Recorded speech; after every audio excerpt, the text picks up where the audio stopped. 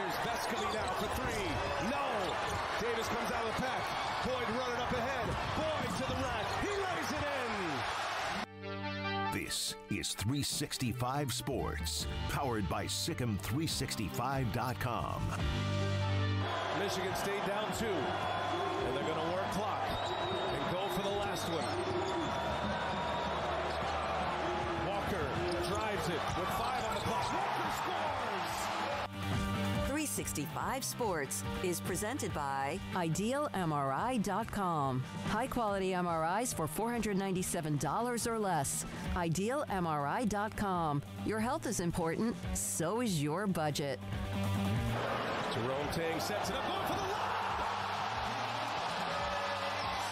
Keontae Johnson on the receiving end. Assist number 18 from Noel. None bigger. 365 Sports is also brought to you by Texas Farm Bureau Insurance, protecting Texans since 1952. Here's Hauser, gives it up. Clock ticks. Hall finding Walker. Walker already stripped by Noel. Ball is loose. Noel comes out of the pack. Noel dribbles, and he lays it in. Count the basket, and Kansas State wins it. The Wildcats are headed for the Elite Eight. Have you subscribed to our YouTube channel? Search 365 Sports on YouTube. Brought to you by TFNB, your bank for life. Walker for the lead. Here comes Campbell. The other way. Stripped to the ball. Foul UCLA. Now here's Paul Catalina and Craig Smoak. Good afternoon. Welcome into 365 Sports. Paul and Craig here. Smokey is off today. Took the day off to get a little relaxation in. As we've come off of football and now basketball is winding down, and some great, fantastic games, and one that was just awful. Arkansas and Eric Musselman just ran into a UConn wood chipper, but the Gonzaga-UCLA game ended crazy. You heard the shot there in the highlight, which was essentially from the very tip of the logo across half court that won it for the Zags. Michigan State and Kansas State into overtime last night, and so that alley-oop that took the lead, and then to seal it, Marquise Noel with a steal going coast to coast as the buzzer sounded was really fantastic. And what March Madness is why we all love it. Some great games last night. And Craig, we'll start off with Jerome Tang and Kansas State. Tim Fitzgerald will join us at 4:30 to go more in depth on what they face coming up with Florida Atlantic. But my gosh, what a game last night. Yeah, I mean, that was the best game of the year, perhaps. I mean, I think that there was a lot of people making that claim, best tournament game, best game of the year, best basketball game, period, like in the last couple of tournament. I mean, whatever you want to put it as, I don't think people are pushing back too much on, highlighting how excellent that was between K-State and Michigan State last night. I mean, you knew Sparty was going to be ready to go. I mean, they've been here, done that with Izzo over the years. That's a really well-respected program. And then the new kid on the block with Tang and the Cats, they've been one of the more fun stories in college basketball in the Big 12 season, and then now in the postseason as well. And it's just incredible. I mean, for a guy who was an assistant coach for nearly 20 years on the same staff and, wins the national title, and then as things go, just natural evolution. I mean, in a lot of other cases, he would have been, at 3 different spots as a head coach by now, maybe failing and then being an assistant again and then getting back another opportunity or bouncing between levels and all of that. But, I mean, what a testament to this patience and faith and God's timing, which I know that Jerome has referred to quite often, the role that his faith has played into the bigger picture of all this. But, yeah, I mean, to start, your head coaching career the way that he has, and to go and then, book yourself a trip now to the Elite Eight with a thrilling game at Madison Square Garden and an all-time classic. Just incredible stuff. And the way that it ended, with him and Noel, and were they calling a play, were they not calling a play, and just the mystery behind that. But the way that unfolded, I mean, that clip's probably been seen, like 3 million times now? Yeah. I mean, probably way more than that, actually. It's an insane game. An awesome ending if you're somebody who's out there supporting Jerome Tang or Kansas State. Legendary stuff. They got still some road to go. Don't need to just, pack it all up just yet, obviously. There's more to play for, but just an awesome basketball game, and that was March Madness at its best. Yeah, and look, look, the Scott Drew method is to kind of stay until you find something that's right for you, right? And there are a lot of times where you're just like, look, I've got to go. This is my opportunity. I got to go now, and it's not right. And then there's kind of fluctuations. The coaching world is not that steady. It's a hard gig to have. It's not consistent. And so to be one place for 20 years, I think a lot of people thought, I have a friend who told me, he's like, I just never thought that maybe Jerome wanted to be a head coach, or that that was what his deal was, or if he tried and maybe it just wasn't a fit other places. And he said, look, this is a good gig. I'm here with my best friend. What am I leaving for? But it was all about timing and finding the right thing. And, Kansas State was perfect for him at the perfect time. And look, they had 2 guys coming back, and, that's it is going to be the modern tale of, well, this is what you can do if you're the right guy, is you can get the right people in place and make a run. Basketball, a lot easier than football, obviously, but football probably takes a little bit longer because you got a lot more players out there. But when you have to go into the portal and just get these guys, if you have the eye that Jerome Tang clearly had for the mix of guys that his team needed, and it wasn't just about going down a list going, okay, these are the best rated guys I can get. Well, I need a couple of guards. I need this. I mean, he needed everything. So it wasn't like he had to, kind of be, he didn't go all in on one thing or whatever. It just, and making it all work together is kind of a testament to him. Yeah, and that doesn't guarantee anything, even if you've got a good eye, because, as we've seen, there's teams that are put together on paper that look great, and then you actually get underway, and you're like, oh, wow, we didn't calculate defense well enough. We didn't, get rebounding enough on these guys, despite that, they're ranked this or ranked that or whatever. No, he found the perfect combination of guys who were looking for opportunities, and, he has a clear eye for talent. I will say, they didn't have much coming back. Well, what little they did have was pretty good to start off with, and he filled it out quite nicely, and just a sensational showing for them once again. Really do appear like they could be a team that could win a couple more games and really pull off the shocking, result of all shocking results for a first-year head coach, no matter where you are. I mean, and somebody put it out, like the list of coaches he's beaten already in his first year. With Izzo just last night, and Self before that, and who else was it? I forget who else was on that list, but there's a couple of other huge names that he's already beaten. I think just in the tournament alone. But Calipari, Calipari, Calipari. I was thinking it was Calipari, and he's beaten. Let's see, in this tournament alone.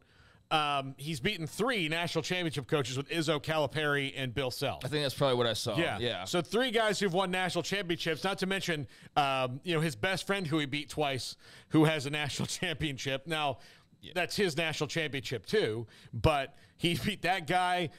Didn't beat Self in the tournament, but beat him, in the season part of it. But yeah, I mean, he beat Chris Beard's team earlier this year. Yeah, before that, while Chris Beard was still there. So but I mean, Calipari and Izzo and Self, and I don't know, I'm probably technically there, leaving somebody out that he's probably. I mean, he's beat Scott Drew twice.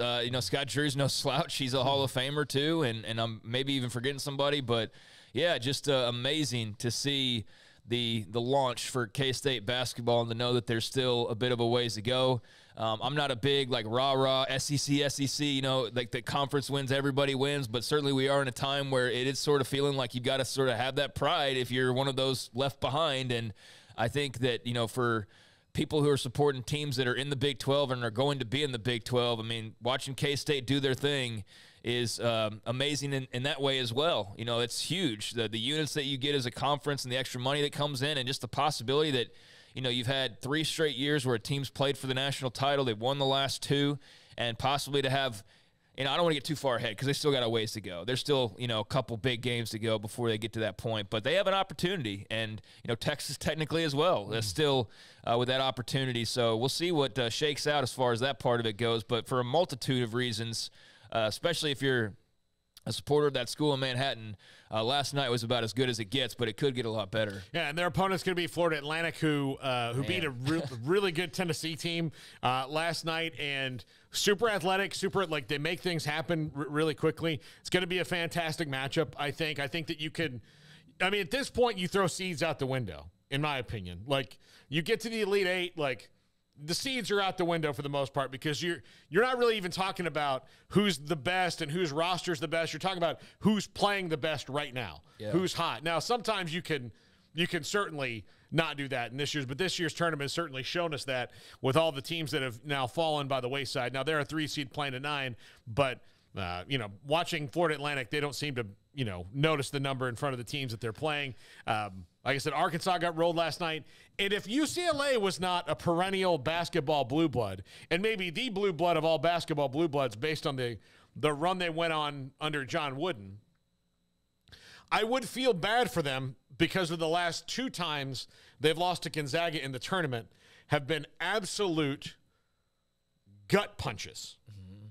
They were in control. The Zags really looked like they were, trying to figure it out for a long time there. And then when they kind of got back in it, Drew Timme was fantastic and in that game. And then when they got back in it and took the lead, that last, UCLA darting up the court, looked like maybe something was going to happen. But, man, I kind of do feel bad for Mick Cronin and the Bruins that's just how they've lost to Gonzaga in the tournament 2 times in a row. Yeah, it's brutal. It's brutal stuff. That's also March, right? That's the brutal side of March, and yeah, it's a difficult pill to swallow for UCLA, I'm sure. And what a way to lose! Just a ice cold blooded 3 from way deep. Saw a lot of guys chunking up shots, last night, but that one was right on the money at the right time, and kudos to the Zags. So many people I saw just immediately going like, "Oh, there's the Big 12 for you." It's I don't know if that'll ever shake out the way that people expected it might, and obviously that's been broached by Brett Yormark that they've at least had discussions. But yeah, if you're looking at the basketball side of things, obviously that was huge for just the Zags in general. But if you are trying to raise the profile and add a little extra spice, a team that's adding more to their resume as well and involved in the mix is fun to see. So, yeah, that's something to continue to keep an eye on. And, as we evolve, like if Texas gets in the next round, then you got Texas and you got K-State. I don't know, Texas is leaving and UCLA is leaving, so the conference affiliations are a bit buggy. But, you see why Gonzaga would be appealing, right? Here they are once again. And we know that they've, as much as anybody, got a hill they've not been able to really ever climb. They've had so many successful seasons and whatnot, but, who knows? Maybe this is the time. But what a game, what a finish, what a 3, what a shot, and, what a disappointment and heartbreak for UCLA and Mick Cronin, as you said. But, man, what a night. I know there's a couple other games we haven't really touched on. You sort of mentioned them, though, but – yeah, all in all, except for there was not all of them were close. No, but it was overall a very entertaining night of basketball, to be sure. And if you are looking at it from a certain perspective, to see K-State win and then Gonzaga win, and to knock out the last Pac-12 team standing at that, I'm sure people got an extra jolt from those results. Yeah, absolutely. And look, the Tennessee and Florida Atlantic game was good in that Florida Atlantic controlled it for most of the game, but Tennessee did get back in, and then Florida Atlantic just closed really, really well. Now, UConn and Arkansas was, it was. Yeah, Florida Atlantic, that's what's, I think great about the tournament as well is not only the great games, but the brands that you get to see. And I don't know. I know Florida Atlantic was very good this year throughout their entire season, but still, how many people took it all that serious? I'm sure like the Evan Miyakawas and those guys, the round of 68 and, people like that have been on them. But yeah, you just see the brand name and you're like, Tennessee, like they're not going to stack, at this point, like that's not going to. Tennessee literally just won a boxing match with Duke the week before. Yeah. So, like they're not getting. I mean, how's that going to stack up? But man, it stacked up quite nicely. So that was cool to see. That sucks if you're a Vols fan. I mean, without a doubt, you thought that this party was far from over. But man, what a shocker, and maybe not so much of a shocker to others, but just to see Florida Atlantic over Tennessee was surprising in a great way, and I think that's something that is really going to be a fun storyline moving over the next couple of days. Obviously, there's a quick turnaround, but what a cool story, and what a great thing for just college sports to have, something that you're not going to really ever have in football still occurring in basketball, where, NIL is clearly a tough mountain to climb for smaller schools in football, but in basketball with smaller rosters, it's much more manageable. If you can be a good team that's not loaded to the gills with boosters and size and everything known to man like a Tennessee is, like, it's a powerhouse athletic department. FAU is not that. They're a percentage of that, and yet here they are getting past the point of, Tennessee and getting past the Vols. And I just think that's awesome, and that's not something maybe FAU could knock off a Tennessee in like a non-conference game or a bowl game when half of everybody's sitting out. But in basketball, it's just straight up, man. Like that's the beat. It's just 5-on-5, baby. Coaching matters, and that was very surprising, but a cool result. Yeah, absolutely. And then you mentioned Arkansas and UConn, and here's the deal. The story of that is not Arkansas and their hyperactive male Kim Mulkey coach, because that's what he honestly, his if they were twins separated at birth, I would not be surprised. Kim Mulkey and Eric Musselman, their annex are very similar. If he ever comes out wearing like a Dalmatian pattern suit or something like that, that's it. No, there's something going on here, because foul calls and he just crumbles to the ground and rolls around throwing a fit. That's who he is. But they got drilled. The story is really UConn and what Danny Hurley's been able to do there, and really, wow. I mean, and that's another blue blood powerhouse program that is back on the rise. And one of those things that no one probably wanted to see, like when UConn kind of had their dip, you're like, oh, great, good deal. If you're another blue blood, but UConn, they just churn out champions in basketball no matter what it is. And here they are back, and they've got a great shot. Oh, yeah. Of not only getting out of this weekend, but of winning this whole thing. That's a very, very good team. A very, very good team. So that's the story there. Coming up in the next segment, we're going to have audio from Sean Bell, Sawyer Robertson, and Blake Shapen from yesterday's media session. Craig, you were there. I kind of cherry-picked one clip from each of them so we can talk about that and Baylor's impending quarterback battle.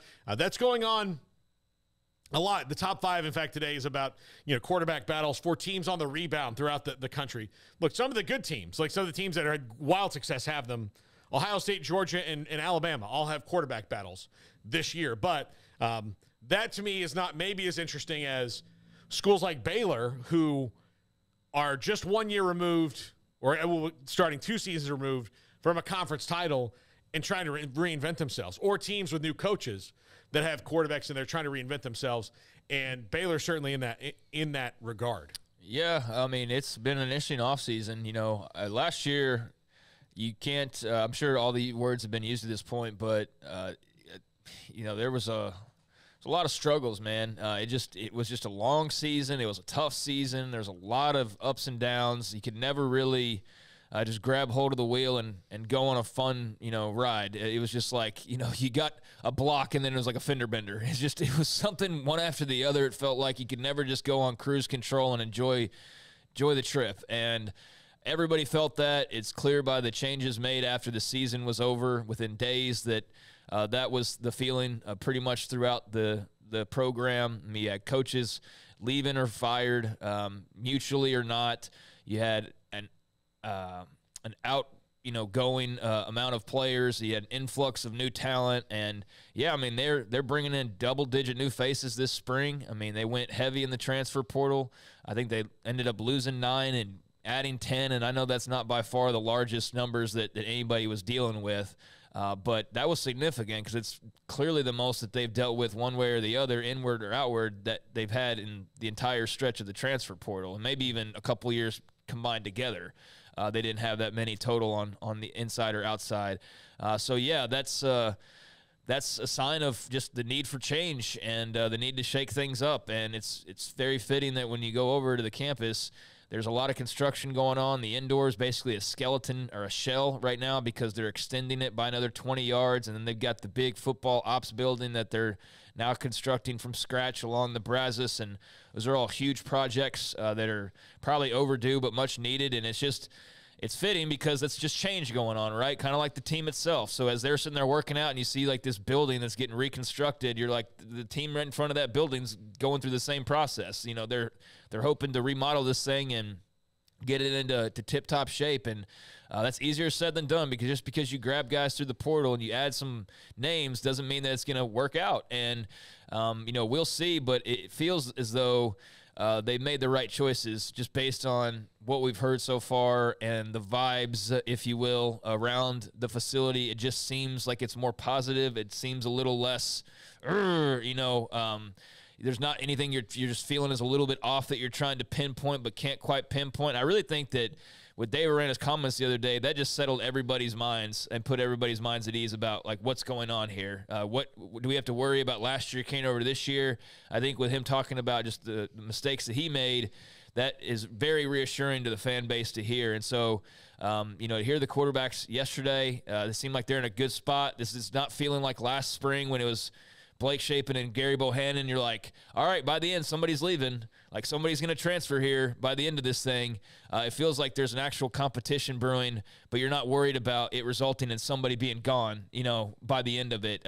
Maybe this is actually the building of a quality room. And so, yeah, we'll hear from the guys, but I was very impressed with Sawyer Robertson. I saw a major difference in Blake Shapen, and I've been somewhat surprised by just how glowing the reviews have been from both Sean Bell and Dave Aranda now on both guys, but especially Robertson, being that he's only been on campus for like 2 months maybe at this point. Yeah. So there's a reason to be excited about what's brewing there, and they definitely need it to be a positive for them. And the amount of time they've really gotten to spend with Robertson is pretty low. I mean, like, even in 2 months, the first 3 weeks of that, I mean, they see him, but they don't really do anything with him. Like, it's not, you've got kind of limited appearances there. But I think I think we're seeing a message of, what he's the coach, play good teams. Every team takes on the personality of their coach, but coaches with good personalities, that spills over their team. And sometimes it's just not going to happen. But when a team buys in to a coach's personality, which I believe this group appears to already be doing with Dave Aranda because they don't want to go through last year again. But Dave Aranda was accountable right off the bat for what he did wrong last year. Right off the bat. It wasn't even something that, and a lot of coaches will do that, but there was no even wrestling with it. Like, well, maybe, and then you kind of get to that point. I think he had already wrestled this offseason, and he was ready to talk about it. Yeah, so it was all there. Sometimes it takes through, spring, it doesn't work. We think this is going to work, it's going to work, and you go through another spring and maybe even part of summer, and you're like, we got to stop. Well, Blake Shapen, right off the bat yesterday, was pretty accountable for, where he failed. And that's a big thing. Being able to admit where you're wrong is a huge thing in your life, and where you messed up, because then you get to the right way quicker. Like, well, that's not working, let's stop, and it's hard to get there, even in simple things. And I think you've seen that right off the bat. And the fact to hear that, you wonder about, like, you bring in a transfer quarterback that has a pretty similar skill set to you, and, that has gone so well with them early on with Robertson and Shapen and leadership and all that stuff is good news. It's really good news for the Baylor Bears. We're going to hear those sound bites next. And then Grayson Grunhafer gives us his opinion on what's going on. This is 365 Sports. Just as teams are celebrating on the courts, your mountaintop experience begins during the Jeep Celebration event at Allen Samuels in Waco. Get a 2023 Jeep Grand Cherokee Laredo with total values up to $5,500 on second and third row options, or a 2023 Jeep Gladiator Sport with up to $5,000 in total values. And if we don't have exactly what you want, we can help you build the new custom Jeep of your dreams. It's the Jeep Celebration event at Allen Samuels in Waco. Do you or your kids get nervous about going to the dentist? Stonewood Dental, Dr. Steve Childress, he can help. I've spent a career taking care of patients who as children had bad experiences, and now they're adults that hate going to the dentist. If I get a kid at 3 years old and they come every 6 months and it's a happy experience, it's normal for them. Now they have an accident at 6 or 7 or 8 at school. Now they have a broken tooth or a trauma, and they have to come here. They're used to lights, they're used to water in their mouth, they're used to experience, they already trust us.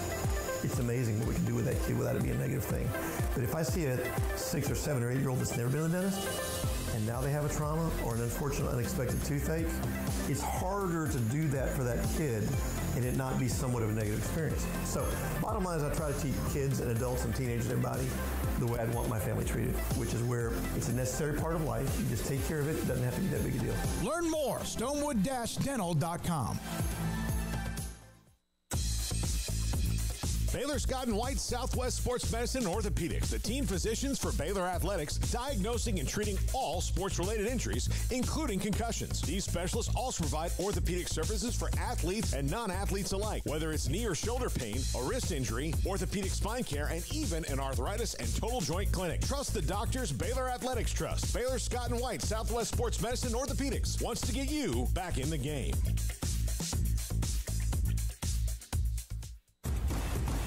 Hey, this is Bryce Petty, former starting quarterback and two-time Big 12 champion, and I know firsthand the importance of being in top shape both on and off the field. So listen up, men. If you're feeling beat down day in and day out and looking for that high-performance edge that separates the men from the boys, then look no further than the Petty Clinic Low T in Waco. Petty Clinic is a comprehensive men's healthcare clinic with an atmosphere catering to men. Board-certified Dr. Kent Petty has a special interest in offering the highest quality medical care to men of all ages. Some of the services offered include screening and treatment for low testosterone or thyroid, infertility, high blood pressure, diabetes, high cholesterol, sleep apnea, while offering comprehensive wellness exams and complete men's health lab panels. High performance men, remember, it's not just a Petty thing. This is Bryce Petty, encouraging you to reach out and Google search Petty Clinic Low T or go to pettycliniclowt.com and get your complimentary lab screening today.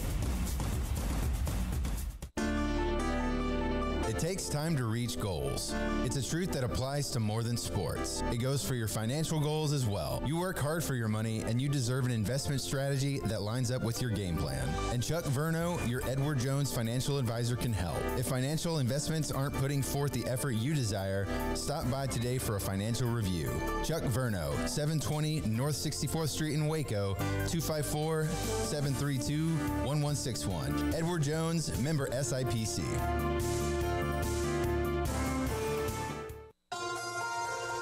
Waco Regional Tennis and Fitness on Lakeshore Drive is premier, elite, life-changing experience where you can change your mind, body, and soul. Waco Regional Tennis and Fitness offers over 40 group exercise classes each week, including boot camp, indoor cycling, and more. If you haven't been there in quite some time, you're missing out on the improvements for our members. New flooring in the weight room and locker room, new paint and mirrors added in the weight room and group exercise room, with more new machines arriving over the next few months. New free weights, weight machines, TRX, rowing machines, stationary bikes, new treadmills, new elliptical machines on spacious weight room floor.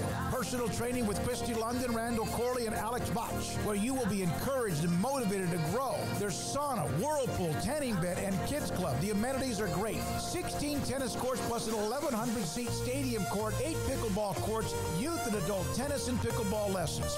Visit our website, wacotennis.com, or visit Waco Regional Tennis and Fitness on Lakeshore Drive in Waco.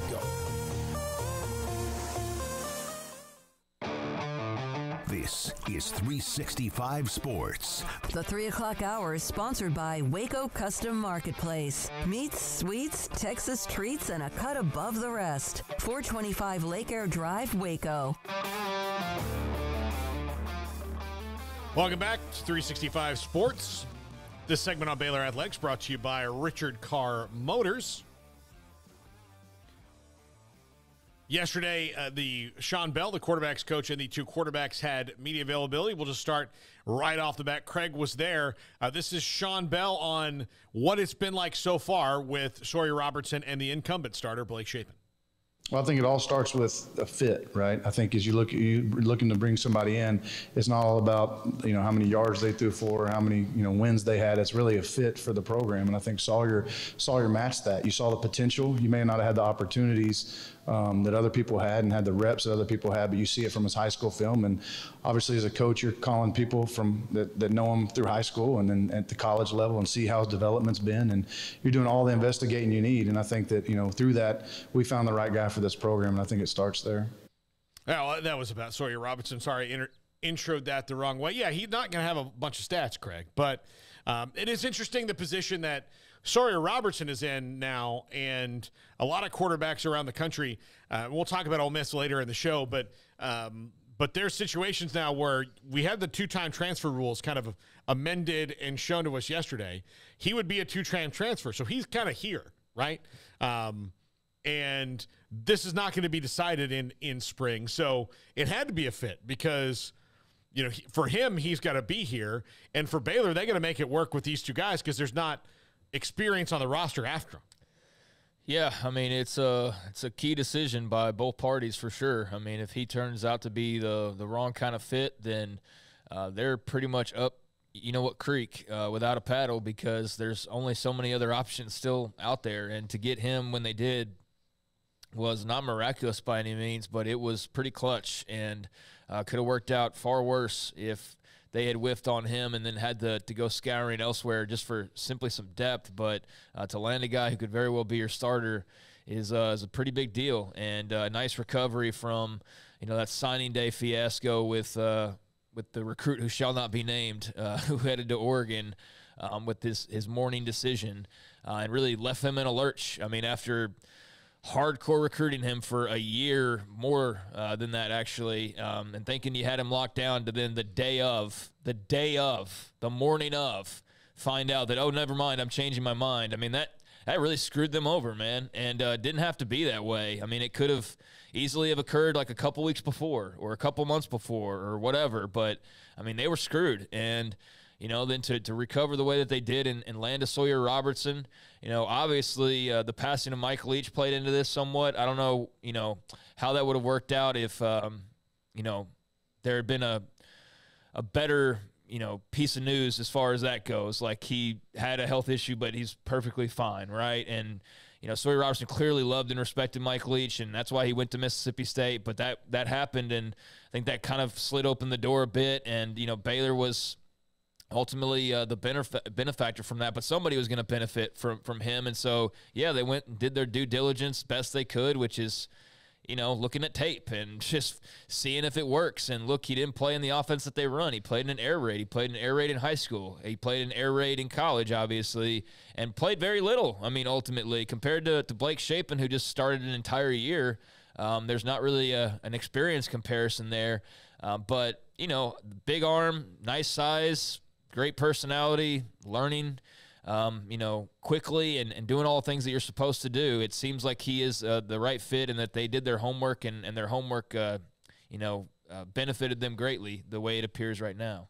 Yeah, absolutely. And, I'm curious to see how it is. And I do think that skill set wise, we talked about this a little bit yesterday, I think, where you were at practice, Craig, with Kyron Drones. And I know they'll probably kick themselves a little bit, or when they look back, of not having a package for him so that he was maybe more ready when they needed to get times where maybe Shapen could come out of the game and just calm him down a little bit. Mm-hmm. But he and Shapen, Drones and Shapen, were so different. I think that was maybe one of the things they didn't want to take that leap with an offense that didn't have a lot of playmakers, especially in the passing game, around to help out, Yeah. And I think with Sawyer Robertson, I don't think you're going to have to change things all that much, should Shapen go out, or whatever happens will happen. You'll be able to kind of roll right on through. Well, it's not like they're running the option and they have to have him, be able to do that because that's what Shapen does. And that, yeah, I mean, it's different than what he was doing, but it's nothing too too much of a hill to climb and, too much of a learning curve. So that was part of the learning process was they realized, hey, this guy's played in the air raid for the last several years. How does that translate to the RVO, as Jeff Grimes refers to it, the reliable, violent offense? How does that, compare to wide zone schemes and a lot of things that they do here versus what they were doing at Mississippi State? I mean, they had to go through that, and I think that he's clearly pretty adaptable, and they're working through probably any of the kinks right now as practices roll along. And yeah, I don't worry too much about him adapting in that way. And that was part of finding the right fit. And he checked a lot of boxes. He's from Texas. He's got a big arm. He's super athletic. He's a good learner. He works hard. All the things that you want to hear, all the intangibles. But yeah, his adaptability, that was something they clearly looked into and felt good about, and so far so good. So yeah, there's not a real concern about that there being a giant learning curve like I said. Well, and speaking of that learning curve, here's what Sawyer Robertson has to say about it. It's not necessarily something you try to, like, you can't come, it's based, you gotta kind of roll with the punches and just be yourself. It's not I'm going to do this on this day, I'm going to do this the next day. So that it's just, you just got to be yourself. And, I just enjoy spending time with my teammates. So, yeah. So that's what he is, learning the offense, rolling with it. I mean, he's not, again, you can't reinvent the wheel. You just got to go with it. And, I do think that this offense makes it a little bit, if it's run right, it makes it a lot easier on quarterbacks because you are relying, you're not having to throw the ball 50 times. They want you to throw the ball, 30 times, and probably 10 of those would be in a really close game at the end of the game, right? And they want 25 throws in the game. They want more of a ball control, power running, wide zone offense. So that makes it a little easier on quarterbacks, I think, than the spread. I think where the spread makes it easier is you don't have a lot of complex concepts out there, but you still have to be, if you're not hitting your spots in any given day, you're going to struggle. The other thing, the problem with the Mike Leach offense, the air raid offense is that it doesn't travel particularly great in that if it is cold and rainy or cold and wet, like you're kind of at the mercy of what's going on. Running offenses like the wide zone maybe do a little bit. So I think there are pros and cons to each one, but I think for Sawyer Robertson's case, I think it would make it, especially if he's forced into duty early on, it's probably a little bit less stress on the quarterback if it's going well.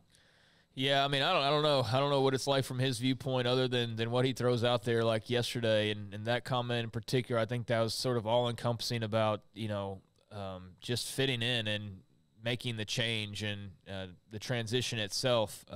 You don't go out there and just try super hard to be a leader. I think that's actually what it was mostly about, was leadership. Like, he's not out there going like, hey guys, I'm ready to lead. And no, you just go out there and you lead by example, and you do your thing, but you do it to the best of your abilities, and you hope that others follow suit. And that's what he's doing. He's not trying to be someone that he's not, or trying to be super gung-ho when he's really not, or try to grab the reins. He's just going to work and doing his best, and, that'll all add up and make for, hopefully a more competitive team and a team that really pushes each other, the whole iron sharpens iron thing. And I think he's bought in and invested into that. I don't think he's sitting there expecting a starting job right away, and I don't think that he's content either with being the backup, but that's good. That's good that, he understands, like, this is not automatically mine, and if I don't get it, that just means the guy beat me out, but I'm going to do my best to perform as well as I possibly can and earn this thing. And so whoever emerges from this, the good news is you will know that they earned it. Straight up, 100%. This isn't, this guy's older, this guy's played more, this or that. This is straight up competition, and there's nothing guaranteed. So whoever is the best at the end of the day, whenever they decide to make that decision, I think fans can rest assured that if Sawyer Robertson's named the starter, then he came in and obviously made the transition very easily, or, made it pretty seamlessly, but he earned it outright as well. And I think there's a real chance of that. I think, Shapen's going to have something to say about it. But, it's only been a couple practices, so we've got a ways to go here. But I like what I've seen so far. Yeah, absolutely. All right, and then finally, Blake Shapen on what he did wrong last year. I should have been a little bit more vocal than I probably was. And so now I've taken, trying to take that step forward to be a more vocal leader and to just inspire everyone around me too. To come out every single day with my head up, going as hard as I can, and hopefully get some people to fall in line with that. And so, I'm working on being a better leader and just inspiring others around me. What's different in how you go through spring ball after having been the guy for a year versus taking over in game 11? Say that again. What's different in how you go through spring ball this year, having been the guy last season versus last spring, not coming in as the guy until game 11? I'd say probably more experience. Like, I had a full season under my belt last year, and I had, 3 games of experience, or a little bit more than that, but a couple of them are mop up. But I'd say experience. I mean, I had a full year last year. I knew what a full season was like, and I went through that, so I'd probably say experience. I'll say what I said again yesterday. For any fans that wonder about a player's ability to lead a team, and not everybody's the same, but there are good tales out there of people who were a disaster. And I mean, disaster is a strong word, but had disastrous moments and then rebounded. One of them, I'll tell you, Craig, is Max Duggan. So I think if Baylor can get at least, I don't expect them to go and haul off and be in the national championship game, but if they can get that kind of, mental adjustment that Max Duggan made from one year to the next with Blake Shapen, that would be huge. Because it's possible. I mean, sometimes it's just about, like he said, the experience. There are a lot of things out there he never had to deal with and didn't really approach them the right way. But now he's done it, and it's not like he was a senior. I mean, he's got plenty of eligibility left to figure it out. Yeah, I mean, taking a team to the national championship games, a pretty significant bounce back that was entirely unexpected by even the TCU faithful. Mm-hmm. So that's pretty big shoes to fill. But, yeah, he can be in that same vein, a guy that, takes a huge jump. I mean, he took a slight step back, if not a significant step back for some people last year. But based on what? Based on a couple games really at the end of the year that were huge wins in the program's history that he had something to do with, but that defense and a bunch of NFL guys also had a lot to do with. He drove the car well when Gary Bohannon got hurt, and then vice versa there at the end of the Sugar Bowl. That was just kind of a mess quarterback-wise. The defense really made a bunch of plays for them, but I mean, throughout that whole up-and-down kind of quarterback battle with both guys getting hurt at inopportune times, they managed it well. And then last year was just weird. Last year it just felt like, again, all right, in the spring, whoever loses is going to the transfer portal. That was automatic. And then the guy who actually sticks around as the backup, if he doesn't play a bunch upcoming, then he's probably going to go in the transfer portal. What happened? Gary Bohannon loses the competition. He jumps in the transfer portal. Kyron Drone's the backup. He plays sparingly last year. He jumps in the transfer portal. Your recruit ditches you on signing day morning, and here you are, and it's Blake Shapen who's coming off of an type of year, and you're really up, up S Creek, as I said a few moments ago, and you got Robertson. That was a big deal, but that doesn't mean just because you got a new guy that you're turning the page on Shapen by any means. This is still, a huge opportunity for him to grab the reins and keep the job, and I think based on yesterday, I've already seen a marked difference in just kind of his responses and how he approached the media session versus, maybe being a little uncomfortable or just not really feeling it previously, which I understand. Those things aren't necessarily the most natural deals in the world, but I noticed a difference in him. I think he feels the pressure in a good way. I think he understands that last year wasn't great and that he had a lot to do with that. And he's just older and more mature and understands now, like, hey, your opportunity's here right now, but it might not be here for much longer if you don't take care of your business. So he's focused and ready to rock, and they're pushing each other. So, again, I think that this is going to be a mutually beneficial quarterback competition. Absolutely. When we come back, we'll get Grayson Grudhaver's opinion on it, that and what else is going on in spring ball. This is 365 Sports.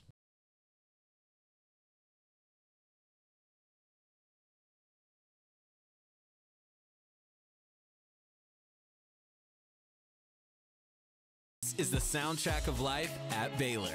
There's a spark in your heart and a fire that's in your eyes. If you're ready to take a big step toward a bright future, tap the banner below to check out the music video for a glimpse of life at Baylor University, where lights shine bright.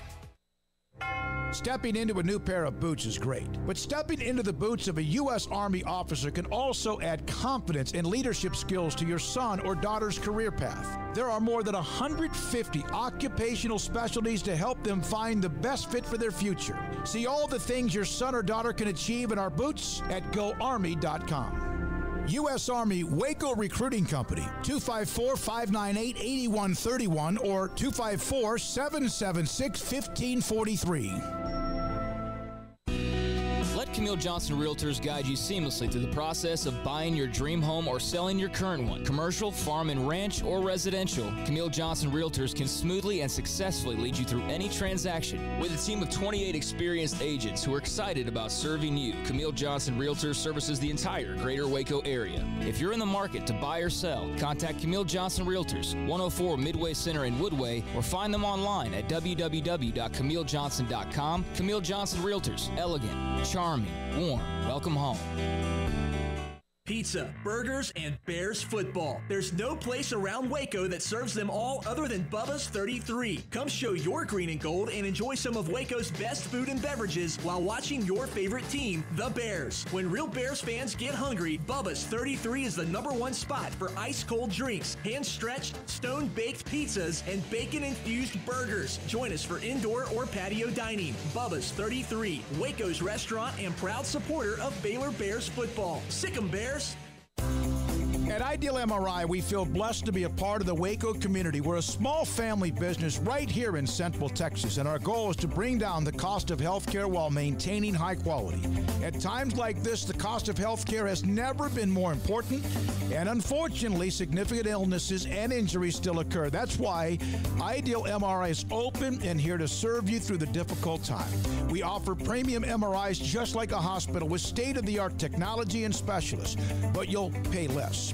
Sometimes thousands of dollars less, whether you're using insurance or not. At Ideal MRI, we accept most insurance and there are no hidden costs, even offering financing if that's needed. Everything included in the price, and you'll not get something as a surprise in the mail later on. If you need an MRI, ask your doctor about Ideal MRI. They'll know. You can schedule an appointment safely from home online in minutes at idealmri.com or give us a call, 833-IDEAL-MRI, idealmri.com. There are 26 letters in the alphabet, over 600,000 words in the dictionary, and just 3 of them said together can change everything. Let's order pizza. Those 3 words lead to dough made from scratch and 3 fresh signature cheeses that blanket golden crust in a heavenly melt on Marco's Pizza that'll blow your mind. So visit marcos.com to order and stop by Marco's Pizza in Belmead, China Spring, Woodway, and in Robinson. Marco's. Pizza lovers get it.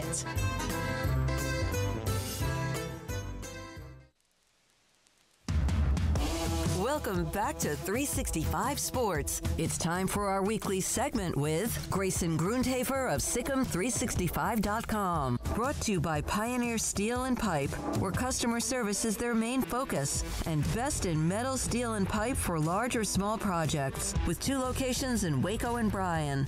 Family owned and operated since 1943. Welcome back. 365 Sports. Grayson Grundhafer. Grayson, you were at practice earlier this week, and yesterday we heard from the quarterbacks. What have been your thoughts, particularly from what we heard from Coach Aranda the other day, and then the quarterbacks here yesterday? I think, kind of the general consensus is I think that there's a program that is trying to go away from what happened a year ago.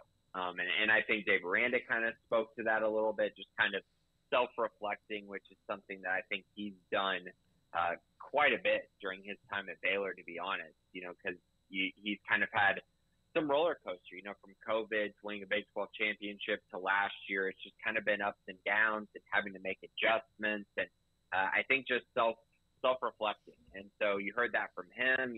Blake Shapen talked about it as well, just kind of looking back on what he did last year, how he can grow from that.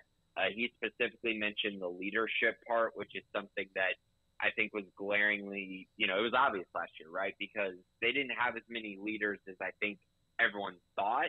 And at least that leadership didn't quite all come together enough to where they could right the ship and keep everything together. And so you look to your quarterback for that. And so Blake Shapen kind of, I think, has taken that as a challenge. Obviously, Sawyer Robertson is new to Baylor, but still comes in with quite a bit of experience, and I'm sure he's looking to step right in and become a leader of his own. And then Sean Bell, just good to hear from Sean. I think he mentioned a lot of things about the quarterback battle that were, I guess, interesting. But in general, you know, he's just allowing these guys to go out there and compete and allowing them to get better. And Trish, honestly, just try to improve the position from a year ago, because it really had a lot of ups and downs last season, and in large part because of Blake Shapen's inconsistent play, but also because things got magnified because the defense just wasn't as good as it had been in the year previous.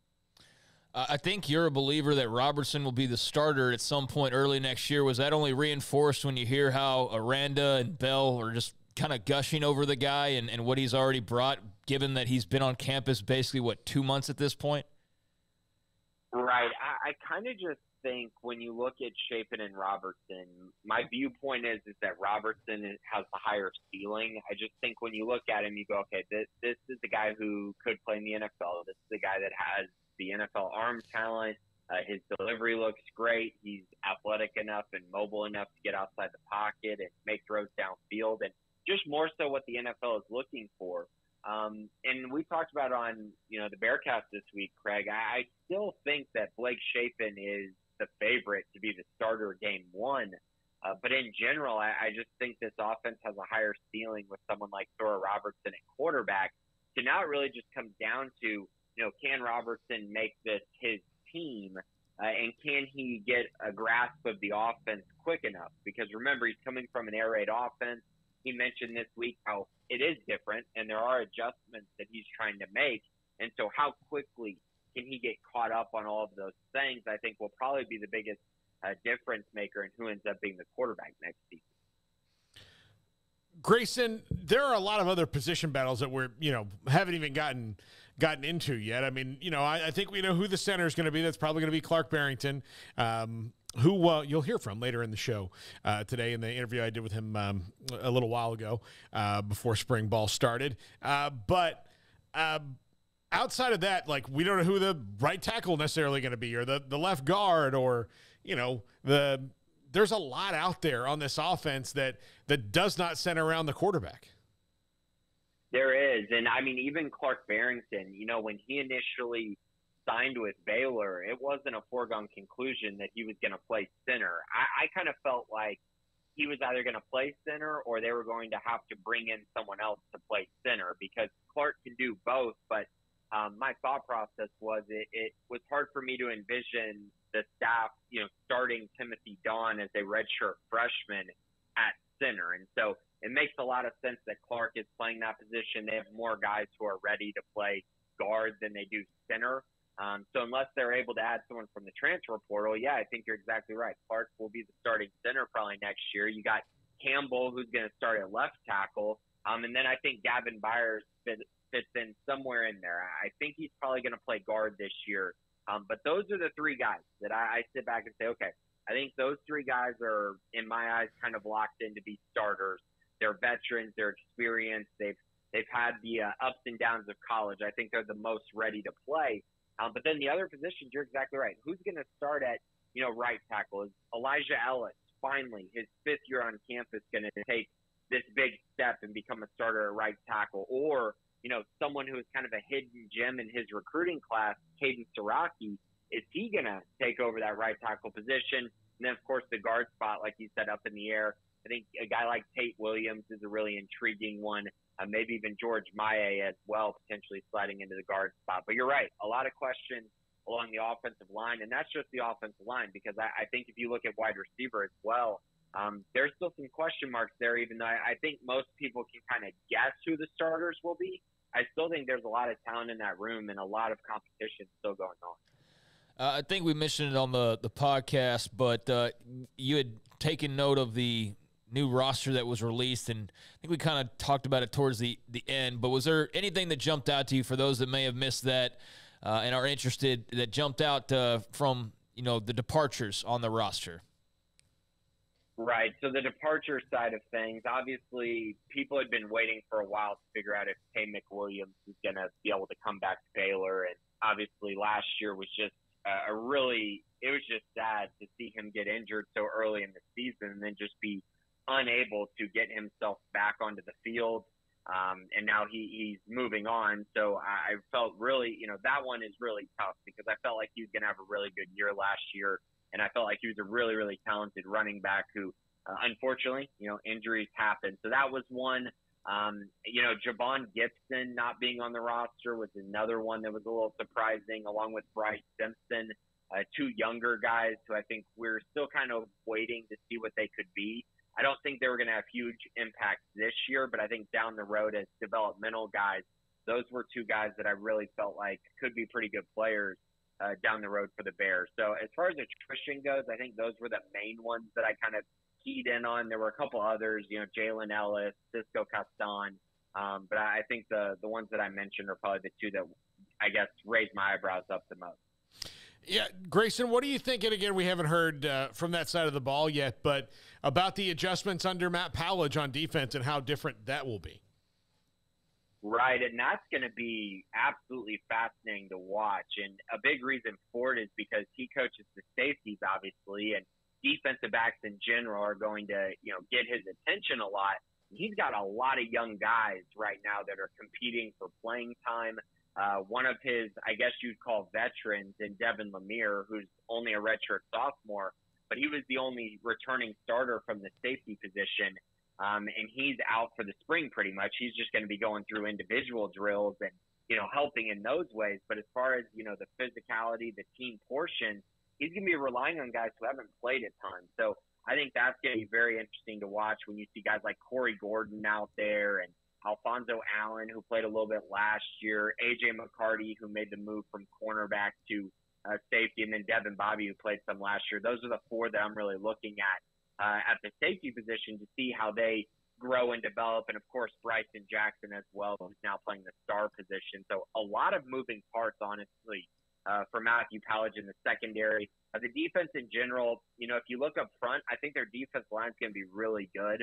I know there's concerns there depth-wise, but when you have guys like T.J. Franklin, Gabe Hall, and Jackie Marshall inside your two deep, you got to be feeling pretty good about the talent you have there. And then at linebacker, they brought in Mike Smith, the linebacker from Liberty. You have Garmin Randolph, who's been starting at Jack for a long time. You have Matt Jones, who's been, again, a big part of Baylor's defense for a while now. So at least you have some veteran leadership there for him to rely on and really help grow some of the younger parts of this defense. But in general, I think this is a unit that's due for a big bounce back after what was a really tough 2022 season.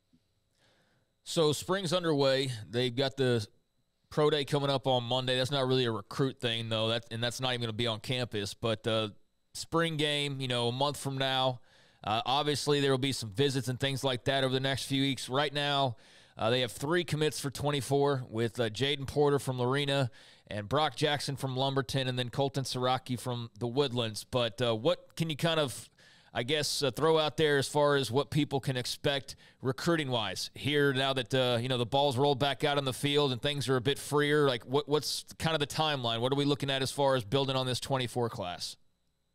So the biggest thing right now is the visits, right? So they're going to have visitors throughout spring football because guys want to come and see practice. They want to meet players, and they want to see how the coaches actually coach during a real practice. All of those things, they really do add up for recruits. And it allows them to kind of get a peek behind the curtain of, hey, if I went to Baylor, what would my experience be like? How does this guy coach? Does this fit what I'm looking for? So all of that is really, really important. Obviously, they'll get to take campus tours as well and get to know the coaching staff. But in general, that practice portion of the visit, it's really key during the spring. And it all leads up to the spring game, which is going to be a big, big time for the Baylor staff to get recruits on campus. That's going to be their biggest day as far as having a mass amount of recruits on campus. It's going to be for that spring game. So right now it's more so about getting as many guys on campus as possible, whether it's 2025, 2026, 2024.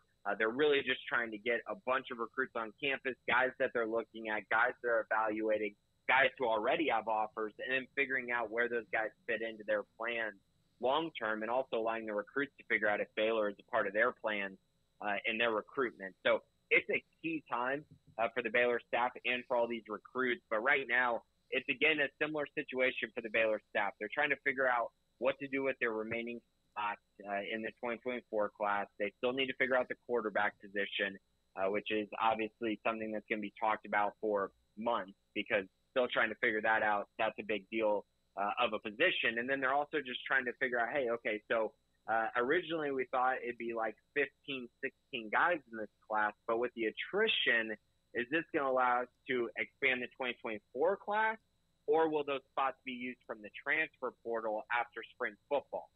So it's also kind of trying to balance that as well, while not taking too many commitments too early without knowing for sure how many spots you have. So I think in general, that's kind of a summary of what's going on right now. There's a lot of moving parts and a lot of things I think the Baylor staff still has to figure out. But in general, it's a very, very important time for recruits and for the Baylor staff to figure out where they need to be going forward into the summer.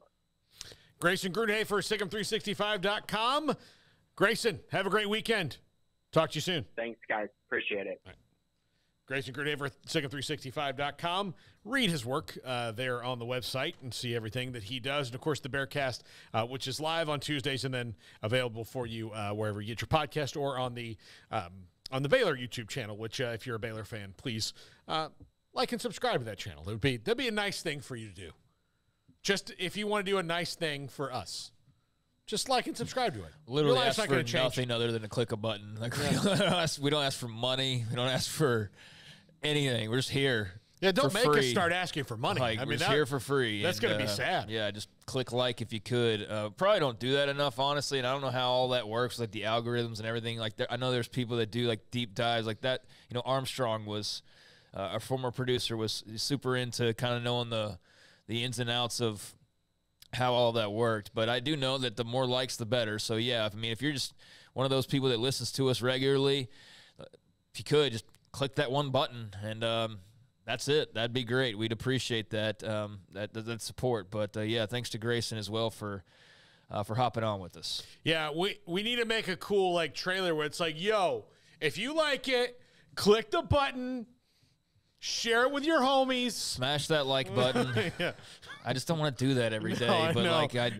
There's a reason why people do that. That's why they always tell you to smash that like button, is because if they don't, then you don't. And then, you know, it does make a difference. It does add up. So smash that like button if you would. It absolutely does feel like eating your vegetables, though. It does. Like, it I don't want to do that every day. It does feel like, all right, I mean, yes, I'll eat this big stalk of broccoli and cauliflower. And I could, like, I mean, it's easy. It's like, hey, smash that like button and get all into it. But I just feel weird. It is like eating vegetables. That's a good way to put it. That's just not really my personality. I'll do it if I have to, though. But save me the stress and just help a brother out. Come on. Yeah, exactly.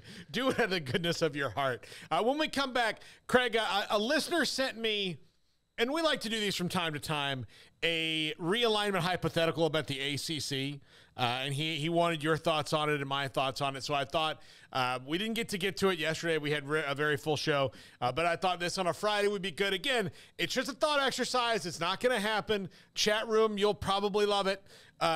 So this, he kind of put every team into new conferences based on what he thought was a fit in his mind.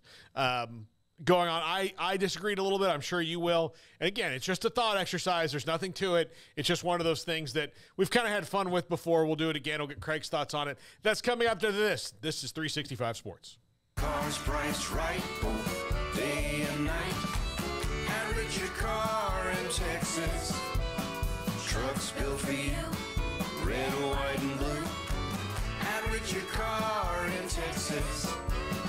Cars that zoom with lots of room. Average your car in Texas. Count on us, a dealer to trust. Average your car in Waco, Texas. Automatic Chef Canteen is a full-service micro-market vending and office coffee provider with state-of-the-art vending equipment, a wide variety of products, and offering custom-fitted micro-market vending office coffee solutions for your employee break room. You want a full break room solution and a workplace oasis? Well, Automatic Chef Canteen, locally owned and operated for over 50 years in Central Texas, also includes in-house mechanics on call 24/7 for fast, reliable service and maintenance. Automatic Chef Canteen, 6900 Imperial Drive in Waco, or online at automaticchefcanteen.com. After my first car accident, I feared the biggest damage would be to my wallet. I expected a mountain of bills and a long, drawn-out process. But my Texas Farm Bureau insurance agent was there when I needed her and helped me get back on my feet and in my car in no time. Instead of a hassle, I got reassurance and a quick recovery. Stop by and see our agents at one of our 3 McLennan County locations. Coverage and discounts are subject to qualifications and policy terms and may vary by situation. Waco Custom Marketplace is your hometown grocery store with a full-service butcher shop and bakery. Hi, this is David Smoak. The butcher shop can take your customized orders for seafood, pork, and poultry, and custom cut your favorite steaks from bacon-wrapped fillets to T-bone to bone-in ribeyes, cut specifically the way you want. They have Norwegian salmon fillets, catfish fillets, sliced ham or turkey and lunch meat, variety of cheese available, and several options of sausage links, fresh chicken breast or whole chickens, sliced bacon, pork chops, ground beef, marinated beef, and chicken fajitas, and always large briskets available, plus fresh vegetables. So the great product, customer service, and family tradition of the Bauer family continues at Waco Custom Marketplace, open Monday through Saturday. A full-service butcher shop and bakery available.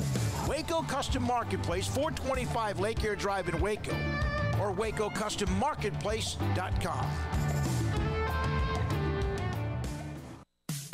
In the market for a quality metal building? Since 1943, Pioneer Steel and Pipe has helped Central Texas residential and commercial customers with metal building design, panel options, building components, and trim options. Pioneer Steel and Pipe's residential line is energy efficient, offers low maintenance, reduces insurance payments, is impact resistant, and carries up to a 45-year limited warranty. In addition, they can also help you find a metal building contractor for your project. Pioneer Steel and Pipe with locations in Waco and Bryan and at pioneerboys.com.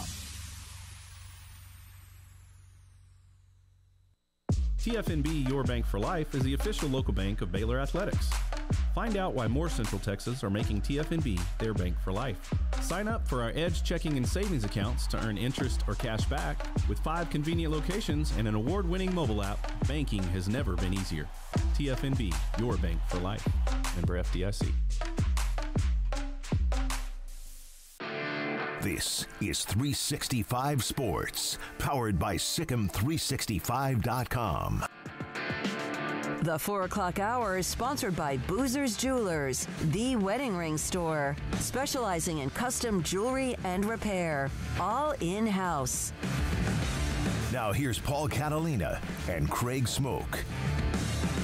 Welcome back, 365 Sports. We're going to talk about this guy right over my shoulder here in the next segment with Tim Fitzgerald. Go powerpack.com. And I'm telling you, Craig, I don't know if maybe Tim will remember this, but Jerome Tang, certainly, I almost feel like when he and Marquise Knowles sat and he looked across at him, he went, Pierre Jackson? I'll take it. Yeah, he looks like him. Because they look alike. They're Marquise Noel is a little bit, and Pierre, if you're watching, I'm sorry, a little bit faster than you.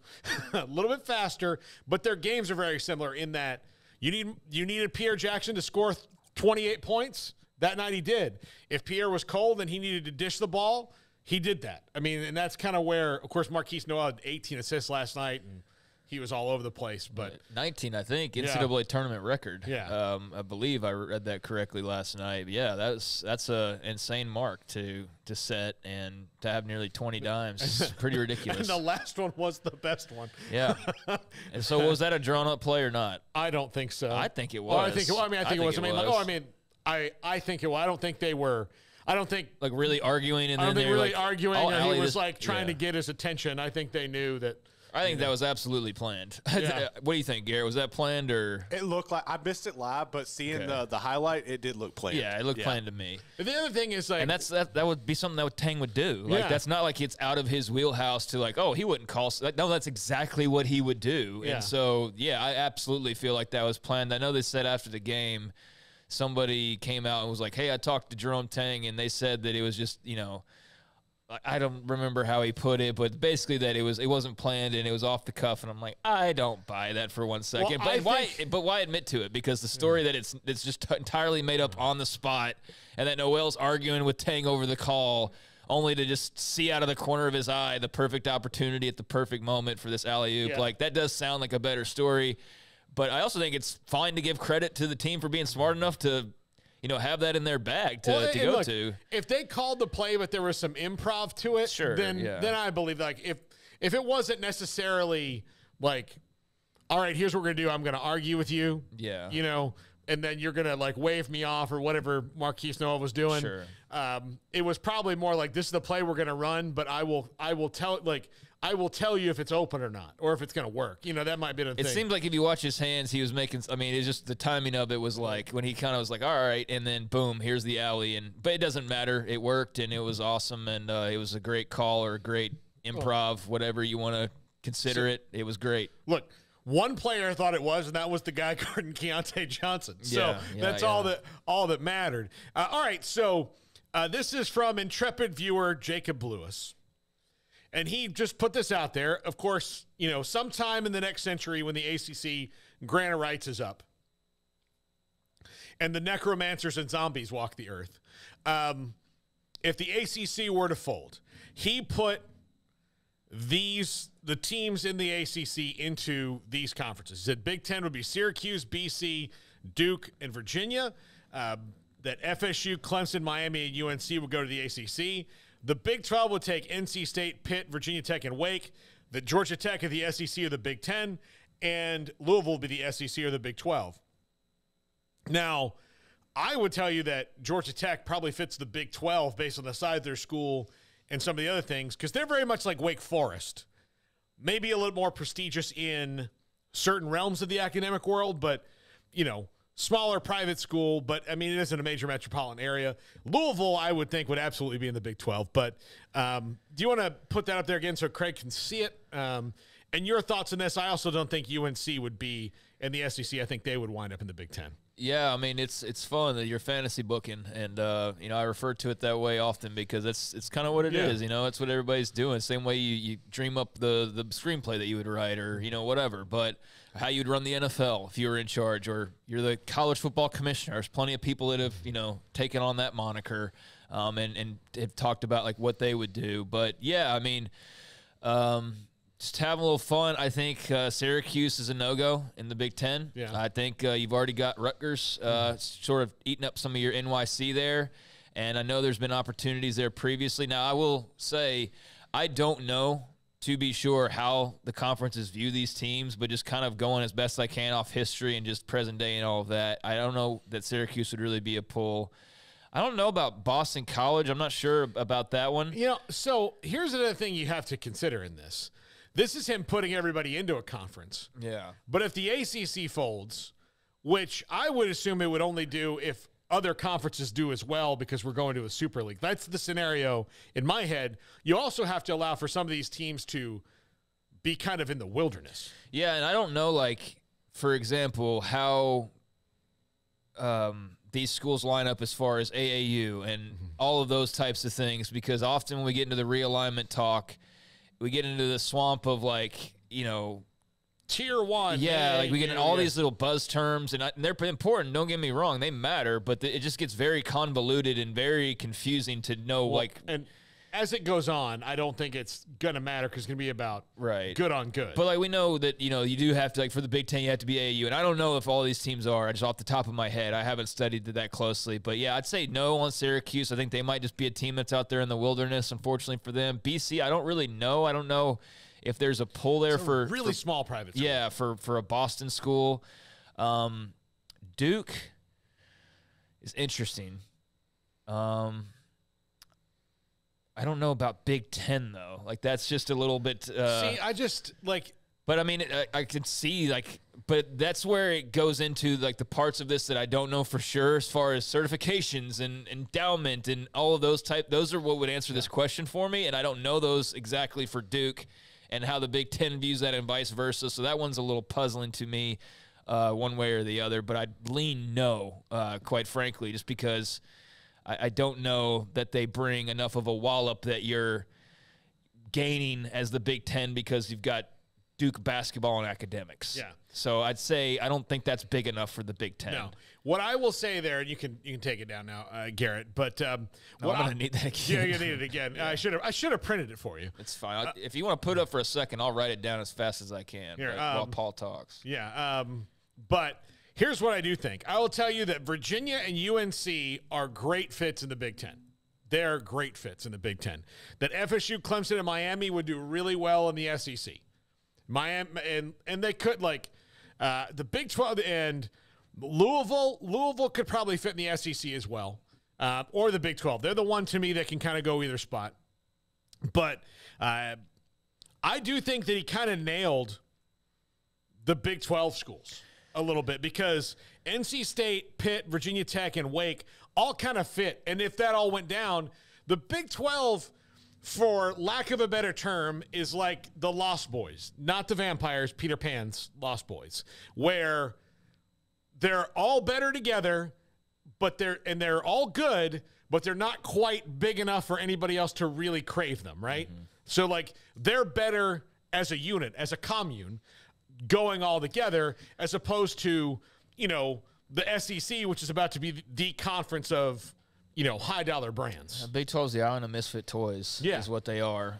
So with the Big Ten, I'd say, because I've got it written down now, I'd say no. I think Virginia would probably be the most interesting one just because academically, footprint-wise, state school, you know, all those kind of really important factors that aren't even all that related to athletics. I think that they, you know, and then obviously they have some pretty good athletics as well. I mean, basketball in particular's, you know, thrived here of late. So I could see Virginia out of that Big Ten group. I don't really see the others, though, just for the purpose of this exercise. Because, too, I think that if the Big Ten, and again, this is fantasy booking, but if they were to go the route of adding teams, I think they're going for much bigger fish than Syracuse, BC, Duke. You know, that's not where they're going if they're trying to. They already did that with Rutgers. Yeah, like I mean, they're trying to get more bang for their buck than that. So I don't really see those for the Big Ten. Maybe Virginia. SEC-wise, I mean, those all just kind of going in order here. I mean, FSU, Clemson, Miami, UNC. Do you think FSU is more of an SEC school than a Big Ten school? Yeah, I do. Yeah. I mean, like, absolutely. Yeah. Academics-wise. And you know, like, it would, like, look, it's just as an alum and a fan. But what about the Gators? Are they down with that? Yeah. I mean, that's... Well, if I'm the Aggies and Longhorns, it didn't matter, I guess. Well, it did matter. It did matter to everybody but A&M. So if I'm A&M and it comes down to we're going to add Florida State and Florida says no, I'll be like, oh, really? Yeah, right. Really? Like, I'll come over there and kick you in your jorts. Right, all right? Yeah. I'll rip the mullet off the back of your head. I am not going to let you put our big rival in and not yours, you know? So, yeah, I don't think so. There's a good point in the chat room. Miami is a weird one in here, right? Miami almost would be kind of an outsider. They're more like USC than anybody else. So that would make sense, especially if the Big Ten's trying to get down into Florida, and it puts them in a gigantic, huge media market in Miami, which is two things that they like. But they would have to do a lot of things to, I think, get that, you know, to get that invite because their time is, I mean, nobody's time has really come and gone necessarily. It's come. It's not there anymore. It's out in the wilderness. It just depends. Sports are cyclical, but they're trying to do a lot of different things to bring themselves into the modern. So I don't know. I mean, like, they would fit in the SEC, but the point of, like, having 3 Florida schools in the SEC probably doesn't. I don't think you really need that. That's watering it down a little bit. Yeah. So I think FSU Clemson would make perfect sense. That would be, I mean, North Carolina would make great sense. North Carolina seems like you could put them in the SEC or the Big Ten category, and they'd probably be A-okay either way. So maybe with that Big Ten column, you're looking at Virginia, North Carolina instead of the 4 that he listed. But yeah, SEC, I mean, FSU seems like it'd be a no-brainer other than just getting the Gators approval, or we're not. Still, like we mentioned with the Aggies and Longhorns, don't have to have it. But if you told me, look, I think the problem, especially for FSU and Clemson, and you can maybe throw Miami in this a little bit as well, because their fans grew up on, especially when they were in the Big East and FSU was an independent, or Miami was independent before they were in the Big East, all that. Their schedule was just unbelievable. FSU's fans that are older than me grew up on, and even I did before they joined the ACC, and I wasn't even quite a fan there until I went to school there as much. But, they would play Nebraska and Michigan and all these teams in the same, Miami would play Penn State, Nebraska, and, Oklahoma all in the same year. So like the Notre Dame schedule? Yeah, they had the Notre Dame schedule. So what the ACC does for them as far as brands matching up, so what? They're going to play Syracuse. And I'm not trying to knock Syracuse, but that doesn't excite you as much as being in the SEC and playing that, or potentially being in the Big Ten and playing Ohio State and Michigan, Yeah. So that's where I think, especially FSU is leaning in that they and Clemson, they know that they're going to be the big brand every week of the ACC, whereas until they play each other or they play Miami or, Louisville or North Carolina, those games are not big, huge, recognizable brands all the time, which is where things are going. So that's why I think this is even, of course, FSU brought it up, and Clemson and everybody else kind of followed suit that wants to have that unequal revenue share, but that's what they're trying to create, What, super schedules or whatever? Yeah, better schedules. Yeah, I mean, that's what the TV networks would love. Yeah. They're the ones really, I think all about that part of it. But, yeah, I mean, just for the purpose of this exercise, I could definitely see FSU, Clemson, possibly UNC. Miami's a little bit more of a wild card. Big 12-wise, I mean, I think anybody's on the table. I just think that I don't know that they are really going to want to, reach down, so to speak, any more than they already have. And I don't mean that as an insult, but, I don't think you're just going and grabbing – Memphis or Boise State or whatever, unless there's a play around those. If you are expanding out west, totally expanding out west, then you add more schools, then Boise State gets caught up in that potentially, or one of the others that have always been mentioned, Colorado State's or someone like that. But I think pretty much anything that's on par, Power 5-wise, and again, this is very unlikely, but if something fractured and fell apart, then they've made it very clear they're going to be there for the taking. They're going to be there for land grabs and ready to roll. So, I think you mentioned NC State, Pitt, VT, Wake. I mean, I think they'd all be under heavy consideration, if not no-brainer ads. Maybe you spend a little more time on, do we need Wake Forest? Do we? Well, but then again, they fit some of the other schools in a the private school. There's a gang of private schools already in the conference. So who knows there? Georgia Tech, they've already been in the SEC. They're a former SEC school, but Big Ten seems like I feel like that would be a pretty smart move. Atlanta and all that. That'd definitely be a possibility there. And then Louisville, absolutely. I don't know about the SEC, but maybe I'm just reading that wrong. But Big 12 for sure. Yeah, I think the Big 12 probably Big 12 still regrets that they didn't land Louisville when they had the opportunity. Yeah, I think Louisville might regret it. Maybe, yeah. And look, Louisville, especially now, I think you've got a couple schools. Louisville's a basketball school, right? It's a great basketball school. That national titles there in Louisville. So yeah, I would think that. Again, I think about what I believe to be the future of the Big 12, where you're going to have, Gonzaga and Kansas playing and Houston and Baylor on a big Monday. And, if you throw a school like Louisville in there, whoo. Yeah. It just adds to that basketball brand even much more, even though I know Louisville was – they're ready to burn the building down. They were so bad this year. But – they love basketball there. It's a great sports school. They'd fit in, yeah, absolutely. Yeah. And, if the Big 12 could get them, I'm sure they'd love to have them. But obviously they're not available at the moment. But, I think that'd be one they'd jump all over if they had their picks. Yeah. By the way, we have one of our listeners, viewers, Chad Haynes, big Louisville fan, sends me emails and stuff all the time, DMs and all that. And he was very excited for the potential that we could show up in Louisville. And then, about halfway through the second half, I'm like, hey, buddy, I don't think that's going to happen. Yeah. I don't think we'll be doing I don't think we'll be alive eating hot browns at any Louisville sports bar anytime soon. So hopefully one day, but it was not going to be this week. We'd love to. Yeah. Look, we would love to go anywhere. There's there's not many places that we wouldn't love to go. I think that the future of this show and this channel hopefully gets to the point where we can hop around and go to cool games and cool places that we've never been before, especially as the Big 12 now proliferates. Yeah, there's a lot of logistics involved. That's the thing. So yeah, I mean, I think that's on the docket at some point. But exactly how and when and all that, no idea. But yeah, Louisville would definitely be a fun little stop to go and hang out. And do you know how you help us with that? Like and subscribe. Yeah, hit that like, smash that like button. Get those subs up and those likes and the views. That's how it happens here. Tell all your friends on the internet about it. But I think any of this like ACC reshuffling or any reshuffling really for them especially only happens when the whole thing gets, they have the big conversation of, okay, here's been the master plan the whole time. Yeah, I mean, if there is such a thing, I mean, I definitely think there is for, a couple of parties involved, or at least if you look at the maneuvering that's gone on, I mean, the SEC and the Big Ten have been a few steps ahead of everybody, which is fitting because they're a few steps ahead in most categories, especially financially, viewers, those types of things.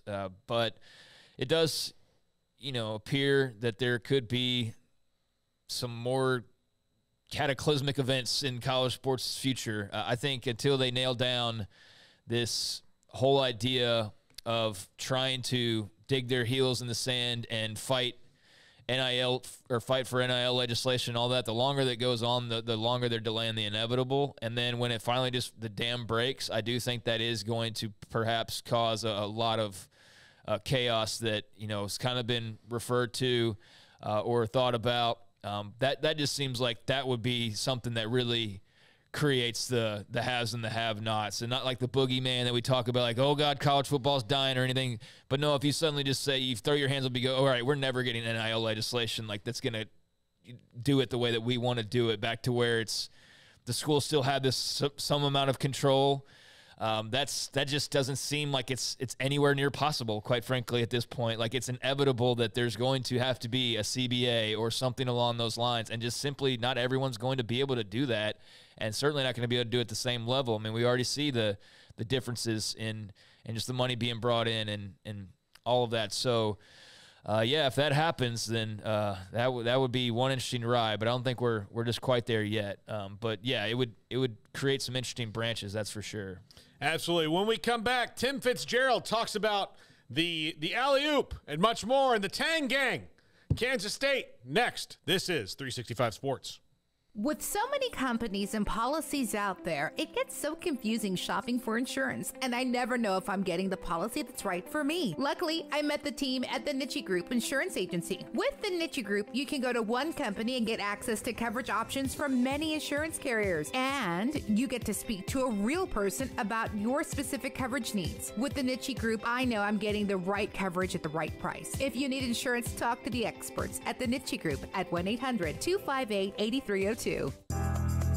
Riverbend Liquor and Wine, Lakeshore Drive, North 19th Street, right behind the bank, is a hidden gem in Waco. If you're a fan of bourbon, especially local Texas bourbons, that's where you gotta go. Balcones, TX, Devil's River, whatever it is, they've got it. Riverbend Liquor and Wine, plus the best selection of craft beers in Waco, seasonally churned out throughout the year. Whether it's spring, summer, fall, or winter, Riverbend Liquor and Wine, best selection of craft beers, a speedy drive-through window, and excellent customer service. Find out more on Instagram or just go by and see them. Lakeshore Drive at North 19th Street behind the bank.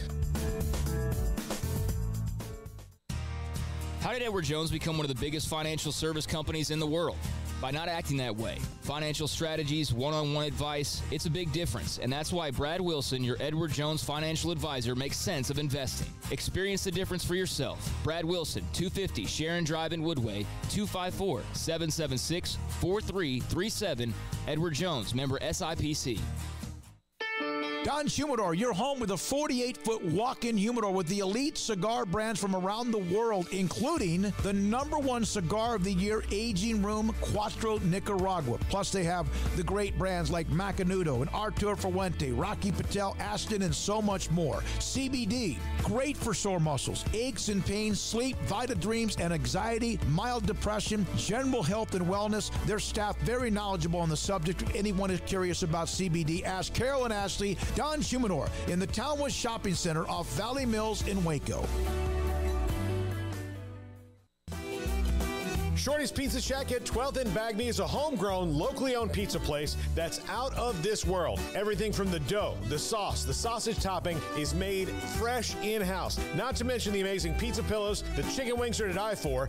Try the Sikkim sauce, chili cheese fries or tots, plus great specials on food and drink every single day. Shorty's is also the perfect spot to watch the game with your friends. Shorty's Pizza Shack at 12th and Bagby. Tell them Paul sent you by.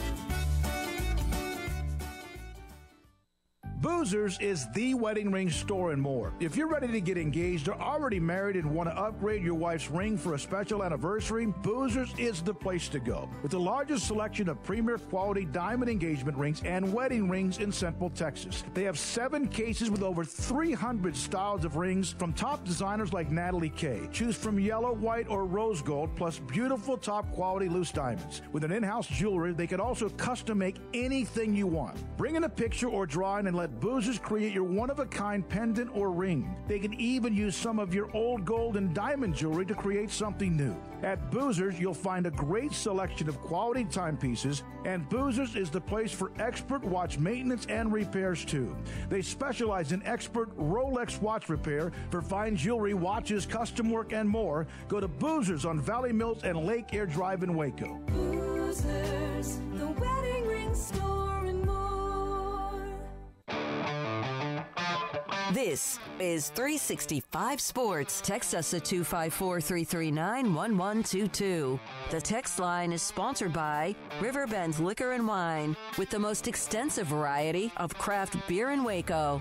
A hidden gem on Lakeshore Drive and 19th Street. Welcome back. Tim Fitzgerald. Good friend, GoPowerCat.com. Tim, last night was one of the, if not the, college basketball game of the year at the Garden in the Mecca of basketball.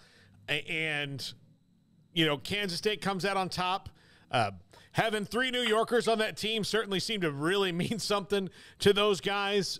Coach Tang, really withstood the storm of Izzo, knows how to work the officials well. What are your thoughts after that classic last night? Let me start this segment with what I think will be all of my future basketball segments. No, you can't have him back. It was an incredible game. And, you know, guys, I'm used to being at the game, sitting on press row and doing the whole stoic face thing that you have to do, and, you know, try to disassociate yourself from this is your alma mater and this does kind of have a personal meaning, but just do your job.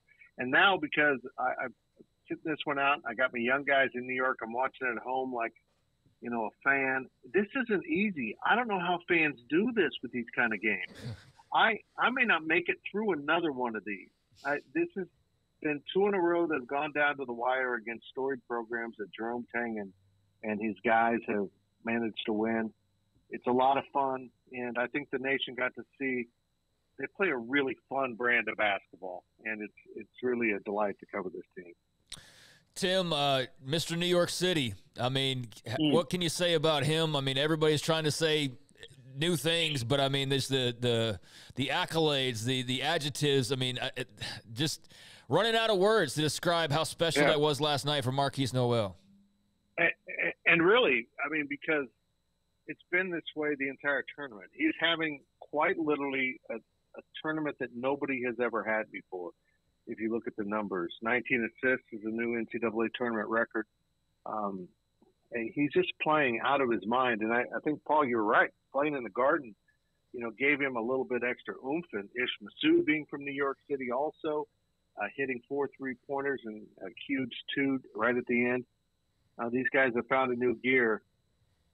Marquise Noel is playing out of his mind, and I'm going to be blunt here. A big reason why he's able to do it is Big 12 defense has figured him out a little bit, and he's really mega focused right now, but they kind of figured out how to limit his damage, and nobody has come close to replicating that so far. And let's hope Florida Atlantic doesn't figure it out either, because when he's left room to operate, man, the stuff he can do is next world. I think one of the things they're probably benefiting from, Tim, is that you got one day, right, to get ready for it. And because you don't, like, you're going to do a little bit of pre-scouting on it, but you really have one day to practice for it and get ready for it. Now, maybe should they win next week and everybody has, nearly a week, then it might be different, and you're in the Final Four, which is a whole, new can of worms. But I do think that that's a huge thing, is that, the Big 12, they know each other so well, they kind of start in the middle already when they're scouting. Like, okay, well, we know these things. Here's the new things that have happened since the last time we saw them. And you just don't have that when you're in the tournament. No. I thought Izzo would be better prepared. I thought they did, I think the numbers show they did a dreadful job preparing for him. And their style of defense, where they always keep their eye on the ball, means they kept losing who they're supposed to cover and opening up backdoor threats. They were very worried about Marquise Noel to the point where they forgot everyone else and just kind of broke down their entire defensive effort. We'll see if FAU can replicate anything, but you're right. This is a one-day preparation, not, you're coming to a new site. And certainly if they make it to the Final Four, which I just can't even put words into that, they would have a week, and it looks like the East will match up with the South. So they'll be probably catching a pretty good team coming out of the South, and we'll see what happens. Was the alley-oop off the cuff, or was that a little bit of coaching and practice? Look, they can deny, and I don't know anything in particular, they can deny all they want that was not staged and planned. But you saw Coach Tang after the Kentucky game reference their inbounds play that they used also at Baylor, where they line up everyone out of bounds, that they're calling it Mahomes. And if that didn't look like something Andy Reid and Patrick Mahomes would do on a basketball court, I don't know what is. Because that's the kind of stuff the Chiefs do all the time. And that seemed like it was set up that way.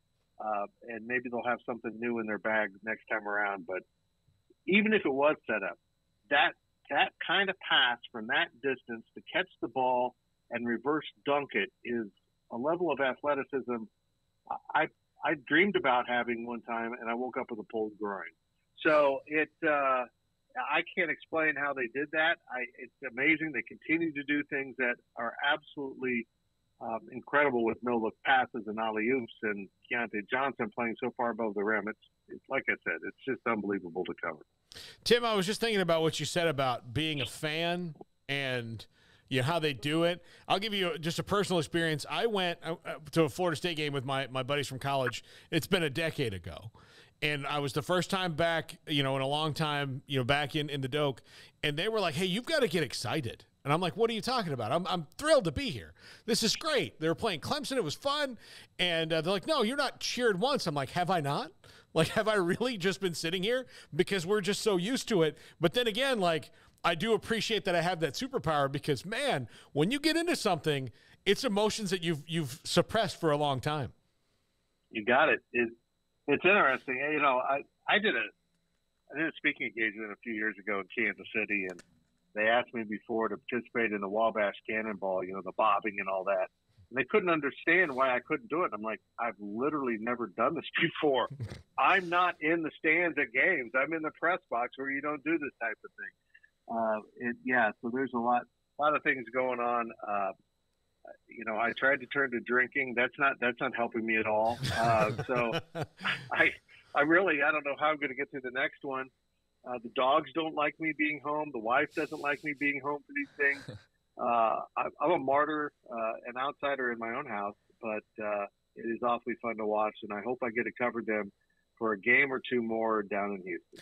Yeah, Tim, so first Elite Eight in 5 years, that doesn't seem like, that long. That's not that big. It's been only 5 years, but, I mean, if they were to win this next one, first Final Four since 1964, now that's a little bit different. Yeah. That's a long time.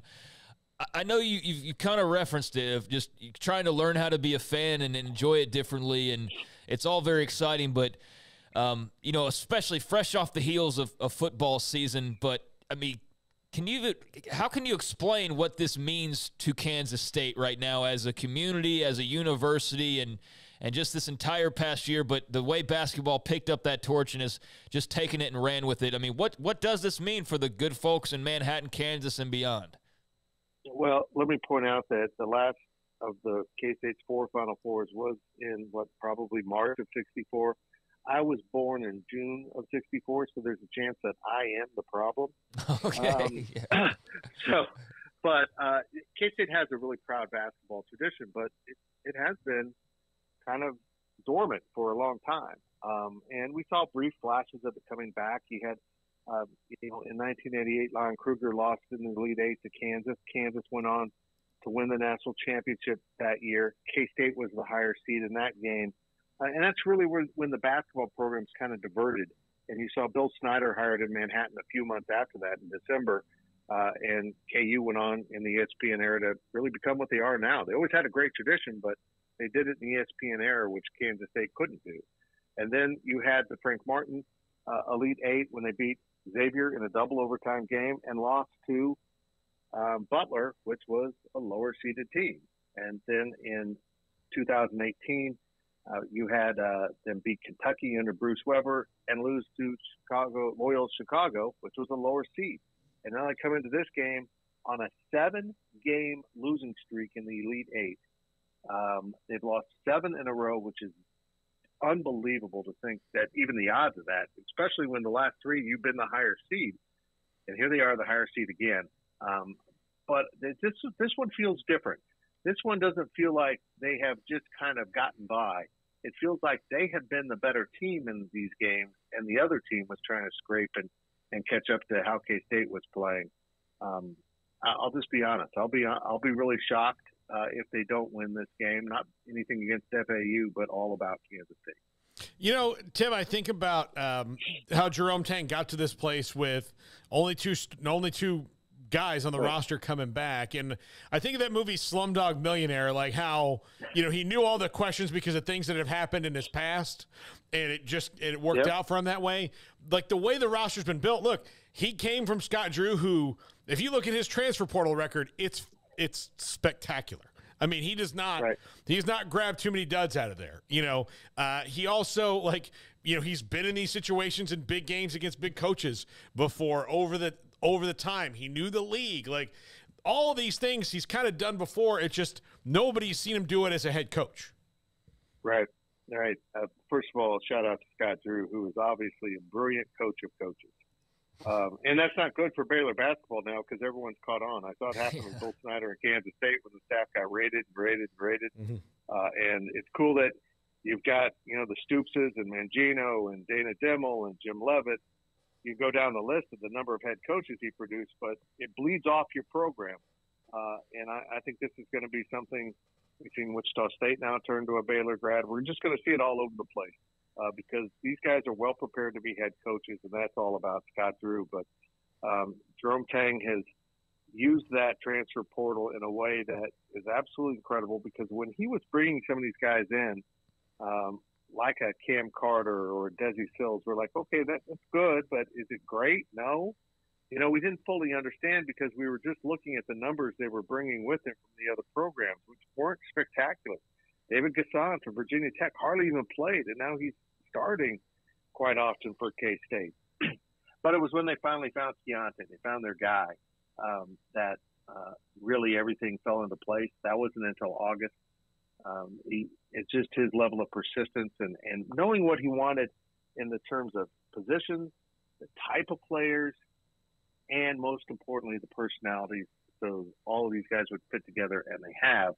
And then what he's done with Marquise Noel is an unbelievable piece of coaching, both physically and psychologically. Well, and with Keontae and the heart condition, Baylor's had 3 guys that, had similar things. Maybe not as severe as what happened to Keontae when he was in Gainesville, but he was comfortable with that, And I don't know if you remember Pierre Jackson that played here at Baylor, but Marquise Noel is Pierre Jackson 2.0.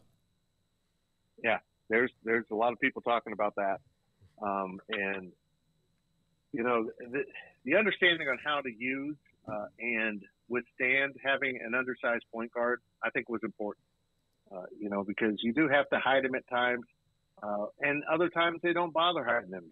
He'll be down on the low, match big, and they'll just bring enough help side that he can get through it.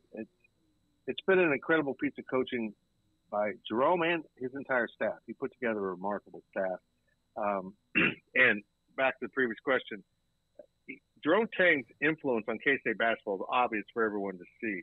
But his influence on Manhattan, the community of Kansas State University, is hard to explain because his goodness and his expectation for excellence for everyone around him has spilled into the university and student body setting in a way that was unfathomable. It's just been amazing to watch his impact. He's really a special human being. Yeah, and I think, Tim, it was you saw earlier was pointing out his faith, and now how not everybody on the team even, prescribes to the same beliefs. Right. But just in general, the idea of faith and the importance of that's kind of, how it is in this day and age, like, depending on how you word something, that can be a bit taboo. But I love that, much like Scott Drew at Baylor, and it's not for everybody, but it's not, it's not a controversial thing. It's just, this is how I believe, and it's a beautiful, positive thing rather than kind of the negative weapon it can be in other circles.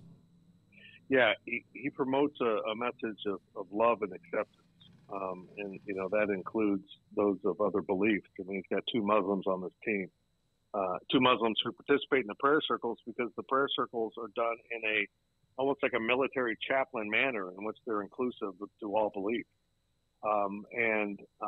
It's been incredible. He's gone to the Muslim Center here on campus and spoken to the Muslim students about the basketball program. He wants to communicate words of goodness, that are biblical, but without making them biblical, if that makes sense. And it has a supreme impact on people. And guys, my situation, and I feel like Jerome Tang has been a blessing to me because to have that kind of positivity in your workspace, along with everything else you're going through, is really helpful. Yes, that's awesome, man. I was kind of wondering about that and was gonna kind of like touch that topic and kind of ask you about that, but you did it yourself, and that's awesome that he's had that impact, far wider and far ranging. And not to mention the people that you don't talk to and don't know about across the country who are just discovering K-State basketball and will be inspired by it, whether it's young kids or whoever else. Just a really beautiful thing going on right now. So I'd imagine that everybody is pretty stoked and feels good about the chances against FAU. But just your thoughts on that upcoming, and does last night feel like the night that maybe anybody who didn't have their toes all the way in the water, now all the toes are in the water as far as the belief of what this team can accomplish the rest of the way? Yeah, it's been weird seeing tweets from avid Kansas fans, Iowa State fans, the rivals. They're like, okay, we're in. This is really fun basketball. Because that's really, it for me. As much as I loved Frank Martin and I loved working with him, that was a blue-collar, gritty type of basketball. Jacob Pullen was awfully fun, but they played grinding defense, low scoring, throw the ball up, go get a rebound. Bruce Weber teams were never particularly pretty. And that year they went to the Elite Eight. They were pretty much a defensive grinding thing. Not to say K-State doesn't play good defense, because they do, but it is a much more palatable product for fans to watch in a way that really hasn't been around in a long time for Kansas State. So it is fun, and I think they've picked up a lot of fans in New York City. Look, if you're Brett Yormark and you're starting this New York City push that he's put out with doing stuff at Rucker Park, how about having a team playing in the East Regional Final from your conference that has 4 New Yorkers who have played at Rucker Park, and in fact, one of them, Naquan Tomlin, never played high school basketball. As far as I know, these are his first organized basketball games in his home city after going off to junior college, which is amazing for him. But what a great advertisement for the conference, for Kansas State, for Marquise Noel being a hometown kid, and everyone else associated with this program. Tim, thanks so much for hopping on. You're always there for us when we need you on the show. And, just keep on fighting, man. It's always great to talk to you. Absolutely. Yeah. So. Doing great. I sat this one out because I had a big oncology appointment on Monday.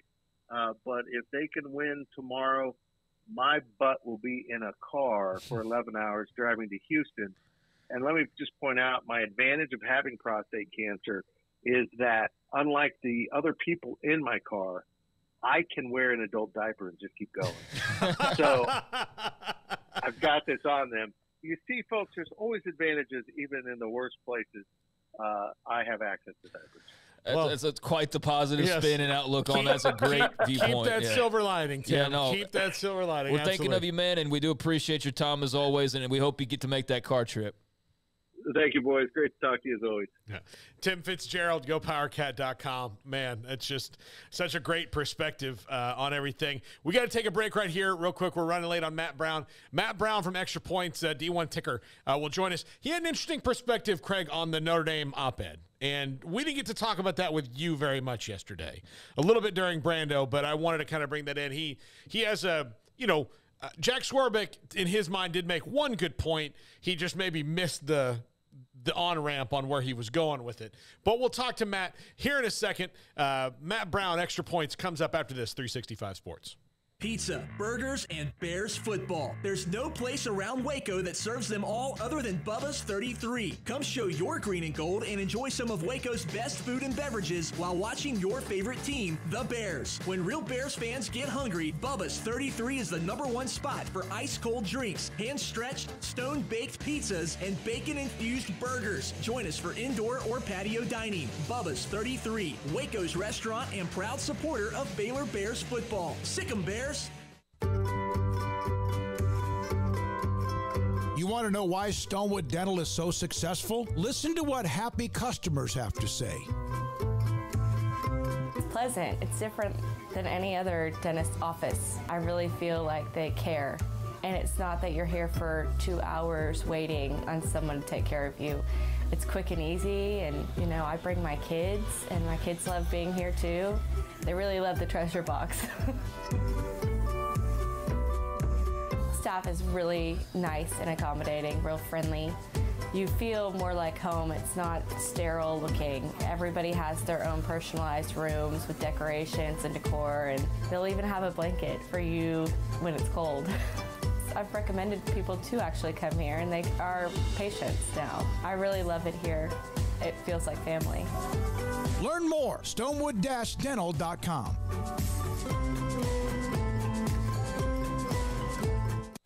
At Ideal MRI, we feel blessed to be part of the Waco community. We're a small family business here in Central Texas. At times like this, the cost of healthcare has never been more important. And unfortunately, significant illnesses and injuries still occur. And that's why Ideal MRI is open and here to serve you through this difficult time. So if you need an MRI, ask your doctor about Ideal MRI. You can schedule online in minutes at idealmri.com or call 833-IDEAL-MRI.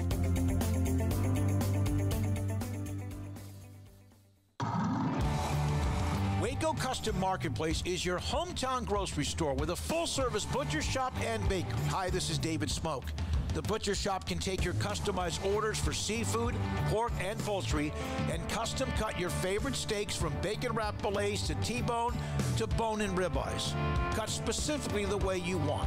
They have Norwegian salmon fillets, catfish fillets, sliced ham or turkey and lunch meat, variety of cheese available, and several options of sausage links, fresh chicken breast or whole chickens, sliced bacon, pork chops, ground beef, marinated beef, and chicken fajitas, and always large briskets available, plus fresh vegetables. So the great product, customer service, and family tradition of the Bauer family continues at Waco Custom Marketplace, open Monday through Saturday. A full-service butcher shop and bakery available. Waco Custom Marketplace, 425 Lake Air Drive in Waco, or WacoCustomMarketplace.com. Let Camille Johnson Realtors guide you seamlessly through the process of buying your dream home or selling your current one. Commercial, farm and ranch, or residential, Camille Johnson Realtors can smoothly and successfully lead you through any transaction. With a team of 28 experienced agents who are excited about serving you, Camille Johnson Realtors services the entire greater Waco area. If you're in the market to buy or sell, contact Camille Johnson Realtors, 104 Midway Center in Woodway, or find them online at www.camillejohnson.com. Camille Johnson Realtors, elegant, charming, warm. Welcome home. This is 365 Sports, powered by Sikkim365.com. Enjoying the show? Hit the like button and subscribe. Welcome back. Matt Brown, publisher at Extra Points. And yesterday, and Craig was at practice when we got to talk about most of this yesterday, but there was an op-ed in the New York Times, Jack Swarbrick and President Jenkins of Notre Dame, talked about college sports being at a crisis point, and for the most part, they did seem to come across as, maybe complaining about, like what we said to Tim Brando yesterday, like, you guys are lucky you don't have a private jet. It's more stress than it's worth. But Matt Brown, in all of that, wrote a nice piece about it and had a really unique perspective on the thoughts of Jack Swarbrick and where we are. Matt, thanks for joining us. He had a point, but I don't know if he stuck the landing on it, did he? No, and I understand what he's trying to say, right? And I think that if you are interested in relitigating the morality of amateurism, and I understand here that in the op-ed he's specifically trying to say, I don't want to defend amateurism. They are defending the status quo. And there's a lot of people who have already kind of taken a bat to that idea. I think Andy Staples did the best job, and there were probably 5 or 6 others. But there is some measure of truth in what he's saying, and from my perspective, also some important insights into how the college sports establishment is thinking about their next steps. Where even if we don't think that the argument is a good one, it's I think as consumers, it's good to know how they're going to try to advance this in Congress, because that's the battleground for where college sports is heading right now. Matt, how much of that is taking these resources, taking these millions of dollars that previously they haven't had to share, and not only giving, I don't know if giving is the right word, but not only is the money flowing in different ways now, but some of the money that's flowing into them is going to have to be far more prominently being fueled back into the student athletes themselves, whether it be the health piece or other pieces to this puzzle. Yeah, that is 100% happening. And the interesting thing here for me is to hear to what extent big-time college sports administrators are what kind of concessions are they willing to make to head off what they see as the big red line, which is full employee status for some and potentially all college athletes. So when they went to Congress last year, and we had, 8 hearings about this, and there were a half dozen plus bills proposed, none of them came close to going anywhere. And part of that is because the NCAA went to Congress and said, we need these 3 things, and we will offer up nothing. And that didn't go anywhere, right? So you're going to have the next hearing, the first hearing of this next Congress next week. And what we are hearing here from Notre Dame is I have heard privately from other from other athletic directors, this idea of we are going to propose dramatically spending more on athlete health care as part of a concession to get Washington to grant us, this, that, and the other. The idea of maybe we need to enshrine limits on travel so athletes don't miss as much class, because we believe education is a cornerstone of their compensation. Maybe that becomes part of it. I don't think those 2 things are going to be enough, right? Whether it's through NIL, whether it's through the court system, whether it's through healthcare, these other things. Yes, athletes are getting more of that money now than they were 2 years ago, and I think it's very likely they'll be getting even more of that money in another 2 or 3 years. Matt, and I don't know if this is an advantage to them or not, but they've got Tommy Tuberville as a former coach that's in the Senate. I really don't. I mean, it's hard to gauge any politician from minute to minute nowadays. But if you look on the other side of the aisle, you have Chris Murphy from Connecticut, who was kind of candid about, look, before they come to us, they have to fix all these things. Like, they don't need our help, which is not a very, kind of liberal bastion of things. Like, usually it's we'll fix it for you. So they are on a rocky road. So it's hard to even guess who they have to please or what they have to say to make people on both sides of the aisle, because that's what's going to take to get anything going. And that's part of what makes this particular issue so unique in Washington because a lot of other major political issues, you can kind of boil it down to Democrats are typically going to say this, Republicans are typically going to say that, and there's not a lot of horse trading that happens in Congress anymore. But what to do about college sports isn't a neatly partisan issue. Like, we have some Republicans right now, and it's mostly in the House, but I can think of a few in the Senate who are going to be a no on anything here out of principle. Like, regardless of what we think about college sports, I don't think the federal government should be involved. I will not support anything. And you might even have some liberals that are going to be saying that. We have a handful of liberals, including many of the Democrats in the Senate that are most invested in this issue, that view college sports reform as an organized labor issue, and that supporting a college athlete's right to enjoy collective bargaining is part of the pathway to breaking down right to work in the South and improving organized labor's outcome there, and they're looking for something very different than what Tommy Tuberville wants. So it is going to be something that's going to have to pick up both sides. In my opinion, the most compelling card the NCAA has to play here, and it's not necessarily one I even personally agree with, but I can understand the political expediency, is just being able to go and say, listen, in 9 months, we are going to lose NCAA v. Johnson. We are going to probably lose some of these NLRB cases. So somebody else is going to decide college athletes are employees. And we all know that 360 whatever Division I schools that we have right now cannot support the number of programs that we currently offer under the employee model. So do you want to go to your constituents and say, your failure to act is our failure to act is part of the reason why X, Y, and Z teams don't exist anymore? That's why we need your help, and that's why you have to do something, and then you can make a campaign ad that says, I help save college sports. Is that going to work? It might not. And that wasn't a pitch you could really realistically make, I think, in the last Congress. But because of what's happening in the court system right now, I think that's a more credible threat. Matt, it was clear the direction the NCAA was taking when they decided to go with Charlie Baker, knowing some of the challenges ahead of them and his background. Started to see him getting out there on the trail, so to speak. Charles Barkley, had the rant the other night that went semi-viral or went outright viral. But just what have been your initial impressions on the messaging and Charlie Baker getting out there as the head of the NCAA? It's interesting. I actually think one of the bigger changes right now, what's happening with the NCAA, is that they are relying on individuals outside of just their president to do that messaging, right? And this is, I think, particularly relevant here to your audience.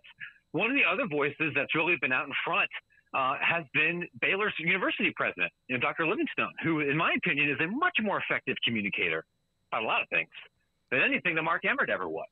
And the way that any of this is going to work for the NCAA, and this is setting aside whether I think this is a good idea or not, but the way that their hope here is we're going to get Charlie out there, who is a political whiner and diner, and we're going to get some of our smartest university presidents to try and lean on a handful of lawmakers, a handful of smaller constituents, and kind of build something out from there. You can already see the NCAA coalescing around a new argument, one that I think actually has some merit, which is this idea that we need to look at NIL reform as a consumer rights issue. In that right now, without transparency, without standards on who can be an agent and represent college athletes, it's very easy for an athlete to be taken advantage of. And I think we have seen that. It's easy for brands to be taken advantage of, which has happened. And that's not the way most other marketplaces work. That's not the kind of thinking that would ever have come from the Emmert administration. So, it's kind of damning with faint praise to say that Baker and his senior leadership have done a better job from the very beginning, because we're not exactly comparing them to Albert Einstein. And we'll have to see how effective that ends up being in the next couple of months. Matt, you mentioned that, having different voices, because the Emmert plan was basically, if somebody asked him why, he would say, well, because. Like, that's how it is. Like, we can't change things. Otherwise, the space-time continuum or something. Like, I don't know what they were like fighting against, but those voices are different and they are out there, but they have so many different, holes to fill in. Is NIL maybe the easiest one over all of them to get people's heads around of, like you said, it's a consumer rights issue. It's also look, we're spending $3 million on some of these guys, or $5 million, or whatever. Like Nico Amiliava might have $8 million coming to him. Nobody knows if he's even really that good outside of being a great high school player. But as far as the college level, there just needs to be kind of a reckoning in this. But that reckoning might be admitting that they're more like pro sports than they said before, which is what Jack Swarbrick was kind of getting at, right?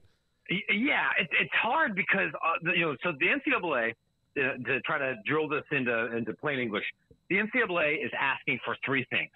They are saying we need an NIL law that will supersede all state laws. We have one single federal bill. That's thing number one. Or like number two, we need an antitrust exemption that will allow us to regulate NIL. Because right now, if you're trying to enforce a policy with like real meat that says an NIL deal can't be an inducement, it has to be born out of actual marketability, that will mean that you can't give a high school quarterback $8 million over 4 years to play football there, because nobody has the kind of individual celebrity, not even Arch Manning, to really justify that kind of spend and help a brand make money from it, right? So and you can't really do that now without that antitrust exemption.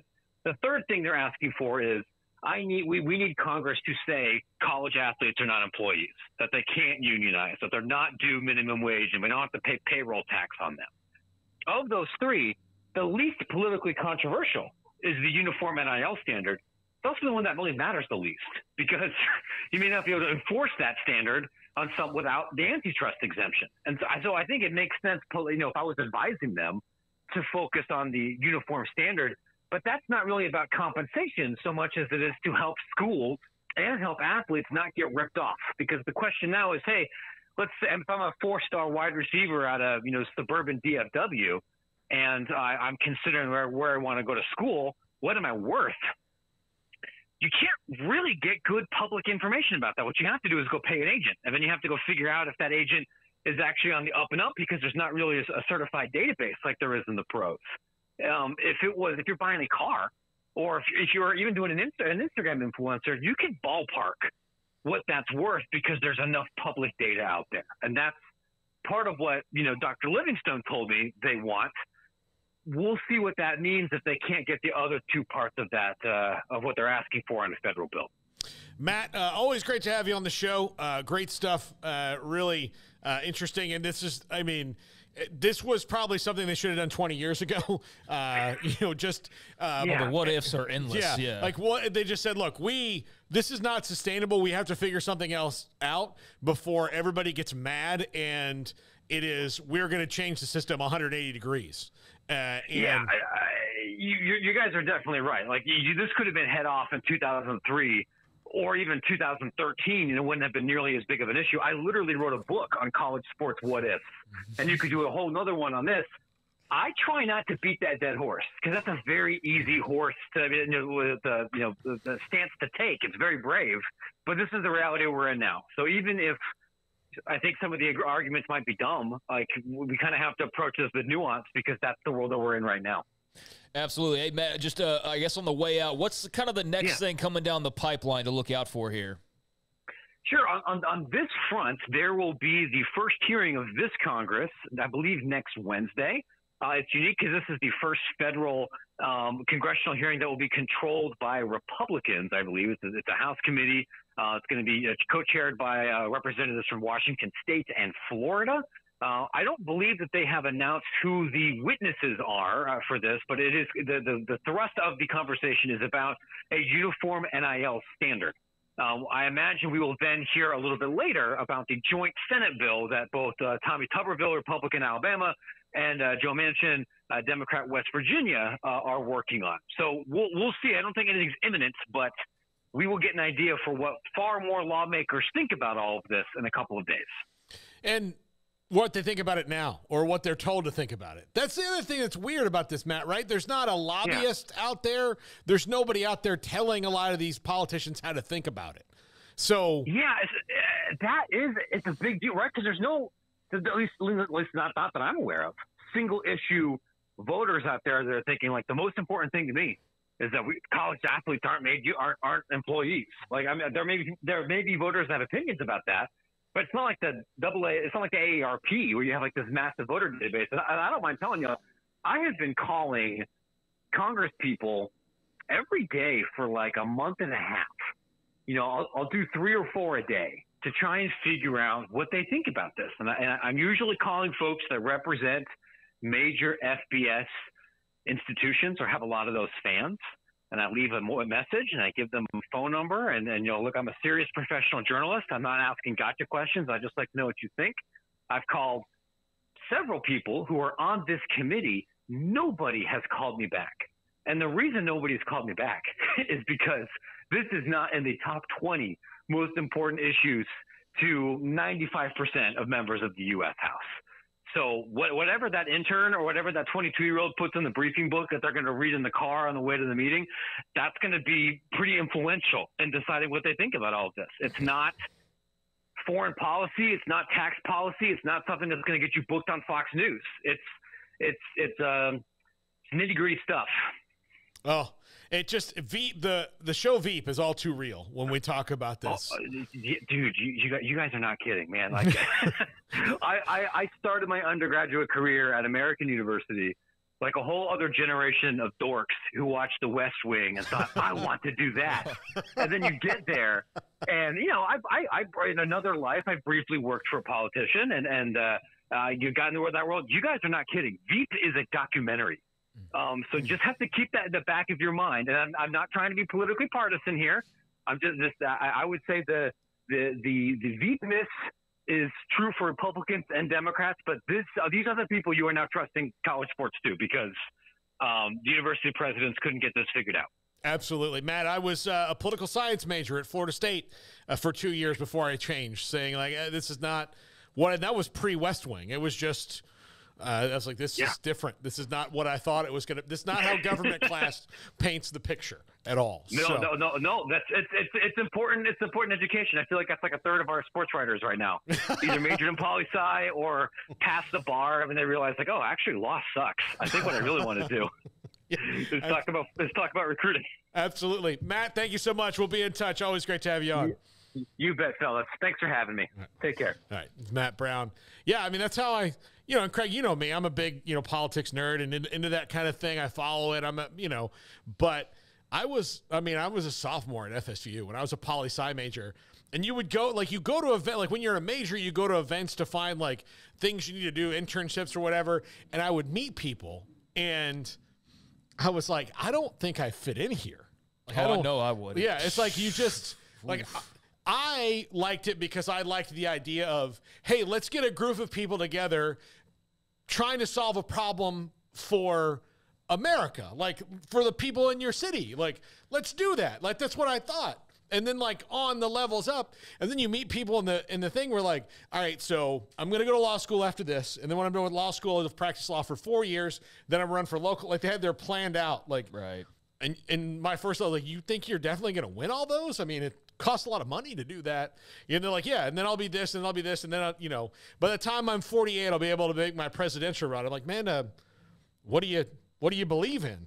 I don't know. I'll figure that out along the way. Get there, yeah, I'll figure that along the way. And I'm like, I don't know. It just made, it puts this feeling in the pit of my stomach where I was like, which is why I wound up being an English major, because then you can feel anything about anything and justify it.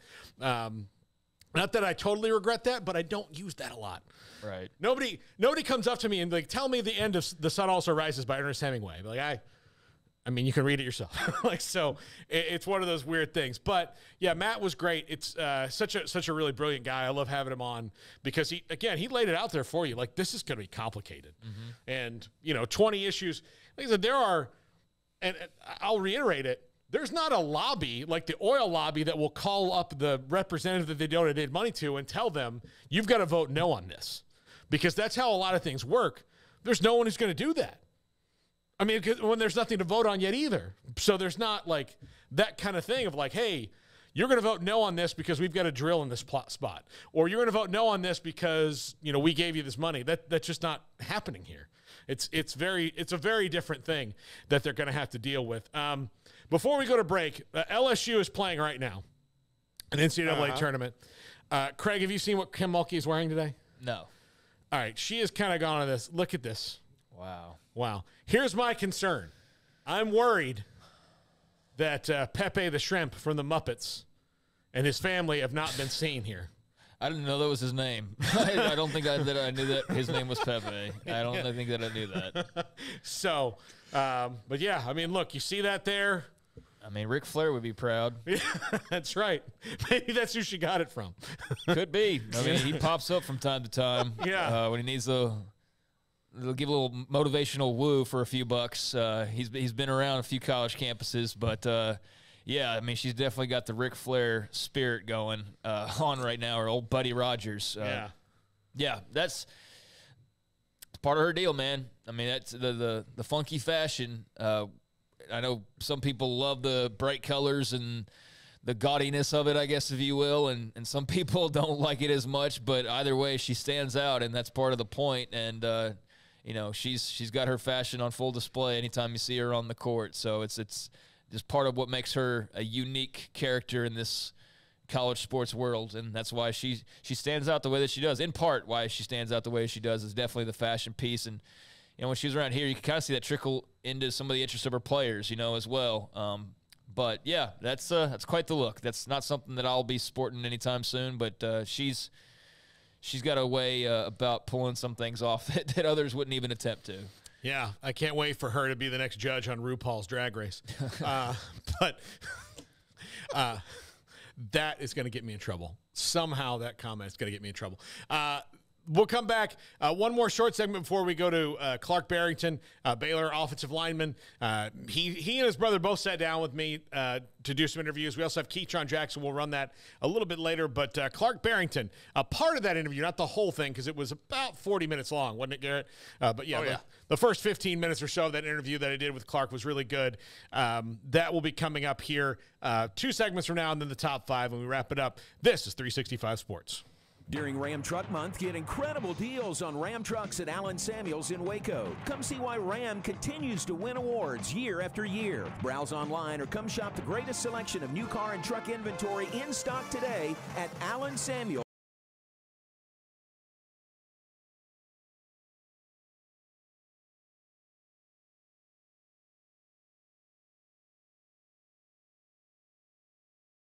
Is the soundtrack of life at Baylor.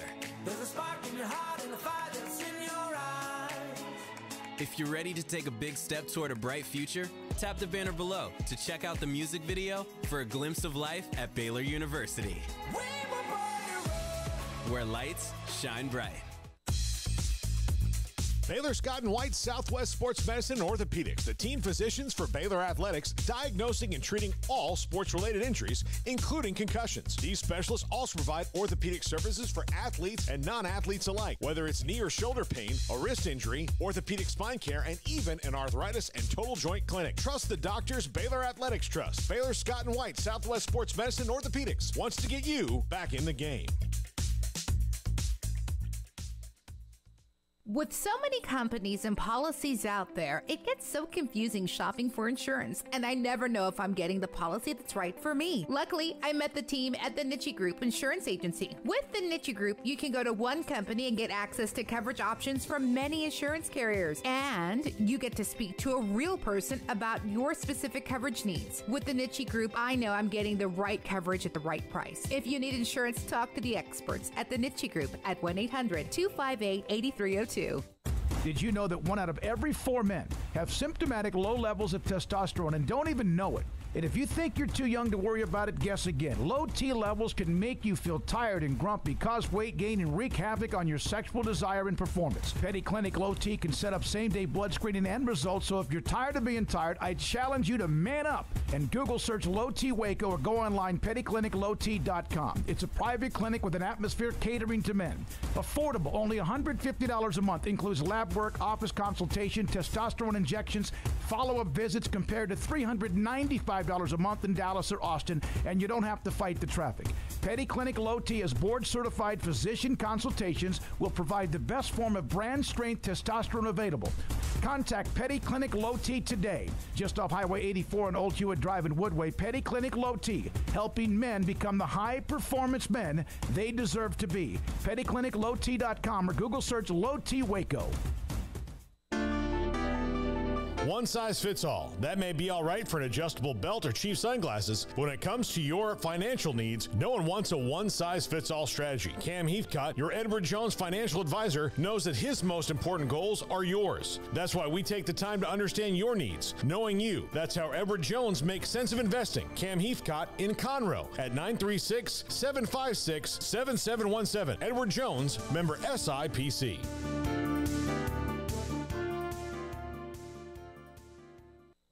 Stepping into the boots of a U.S. Army officer can add confidence and leadership skills to your son or daughter's career path. See all the things they can achieve in our boots at GoArmy.com. U.S. Army Waco Recruiting Company, 254-598-8131 or 254-776-1543. This is 365 Sports, powered by Sikkim365.com.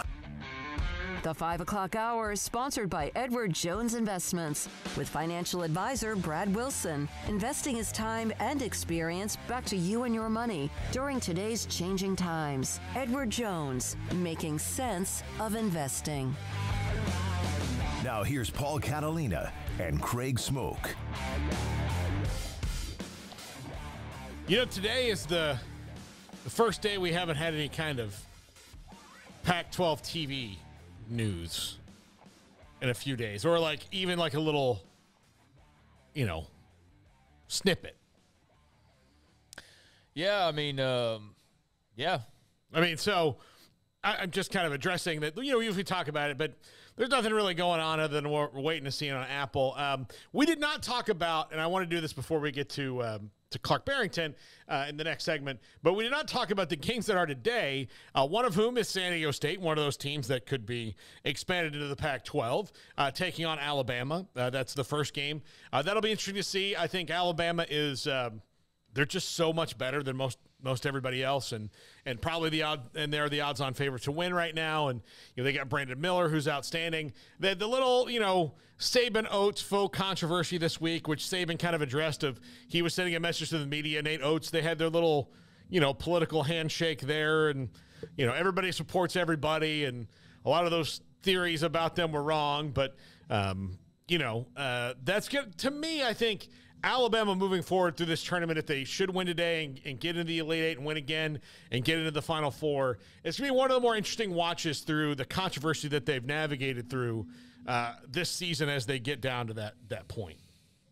Yeah, I mean, it's been a great run for them. I think it's clear that the SEC is a very good conference, but that Alabama was clear and far and away the best team in what's a pretty good conference. They're just on a different level compared to, you know, a couple of teams we saw go down yesterday. And, yeah, they very well may be the team that's raising the trophy at the end of it. I feel weird about that whole thing because it's a very ugly story that's really shifted from a person dying to like, well, Brandon Miller's not at fault for it. Like, that's what it turned into. It was like, but you can't suspend this basketball player. I mean, there was like the victim was an afterthought. The whole situation was an afterthought. The lives ruined, the family shattered, because the most important thing was just whether or not this guy should be able to play basketball. I just find that all really kind of disgusting, honestly. And, you know, there's facts that needed to come out, and, you know, I definitely didn't want to be one of those people that rushed to judgment on either side. I do feel like they just kind of bull in a china shop their way right through that, though, just like plowed through any slow down signs, you know, just like, hey, it's about get back to basketball. Let's just get back to basketball. But, yeah, that'll be a very interesting dynamic if they go and they win the whole thing, given what occurred, and just very unfortunate is really all I can think about. I'm not going to be able to watch Bama go win this tournament, especially if he's a huge part of it, and not think about that to some extent. It's not going to ruin it for Alabama fans. I know. I don't expect it to. But just I don't know, man. It bugs me when I get on social media. I just see the number of people out there who really don't care about certain things, like, at all, because my team won, and it's just gross. And the fact that doesn't register with those types of people it really bothers me to no end. Like, it burns me up because there's no getting through to those folks. And I understand that's just where we live in a big world, and that's the way that it is. But I mean, even as a sports fan, you know, you're biased and things like that. It's gross is what it is. And, you know, I wish the best for all involved. And hey, if Alabama raised that trophy, that's great. Brandon Miller, there's a lot of facts that didn't get distributed the way the initial allegations got distributed, and that's unfair to him. I think most people are just of the belief of like, could you not have just like sat for a second and thought about this? Like you just plowed right through, like nothing to see here. And I think that's what was so bothersome, was just like not even a pause, like. And then Saban makes his comments, but I don't want to dive fully back into it. It's just some of the response is just gross, and that's to be expected. And if it would have been another fan base, it would have been the same way with their guy, as long as their team was good in this position. But yeah, there's definitely that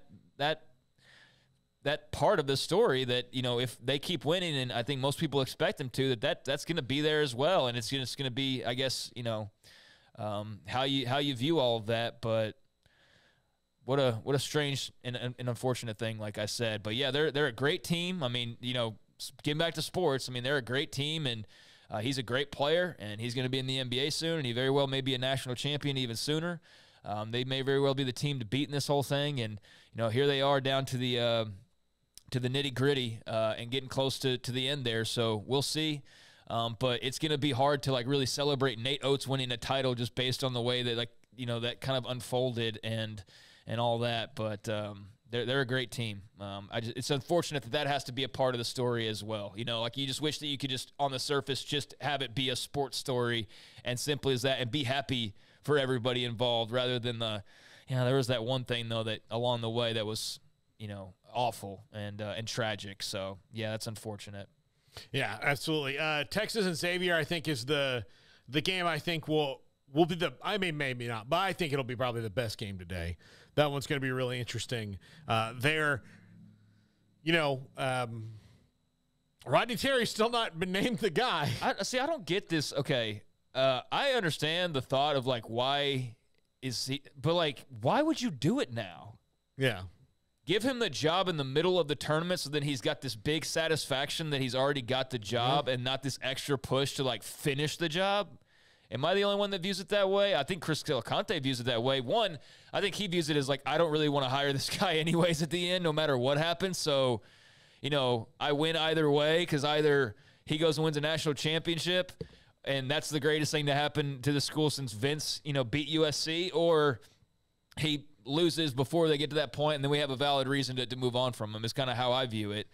So you kind of got a win-win if you're Del Conte and you really aren't looking to make him the full-time guy, but you can make that a lot easier to adjust to if he's coming equipped with a national championship, But yeah, like, why would you do it during, like, when that started at the beginning of the tournament? I know we talked about it a little bit, but like, why? Like, that's like giving, you got a predator that's out on the, on the hunt for a meal and ravenous and just geared up and ready to go and licking his chops, and you just go give him a big steak right before they're about to pounce.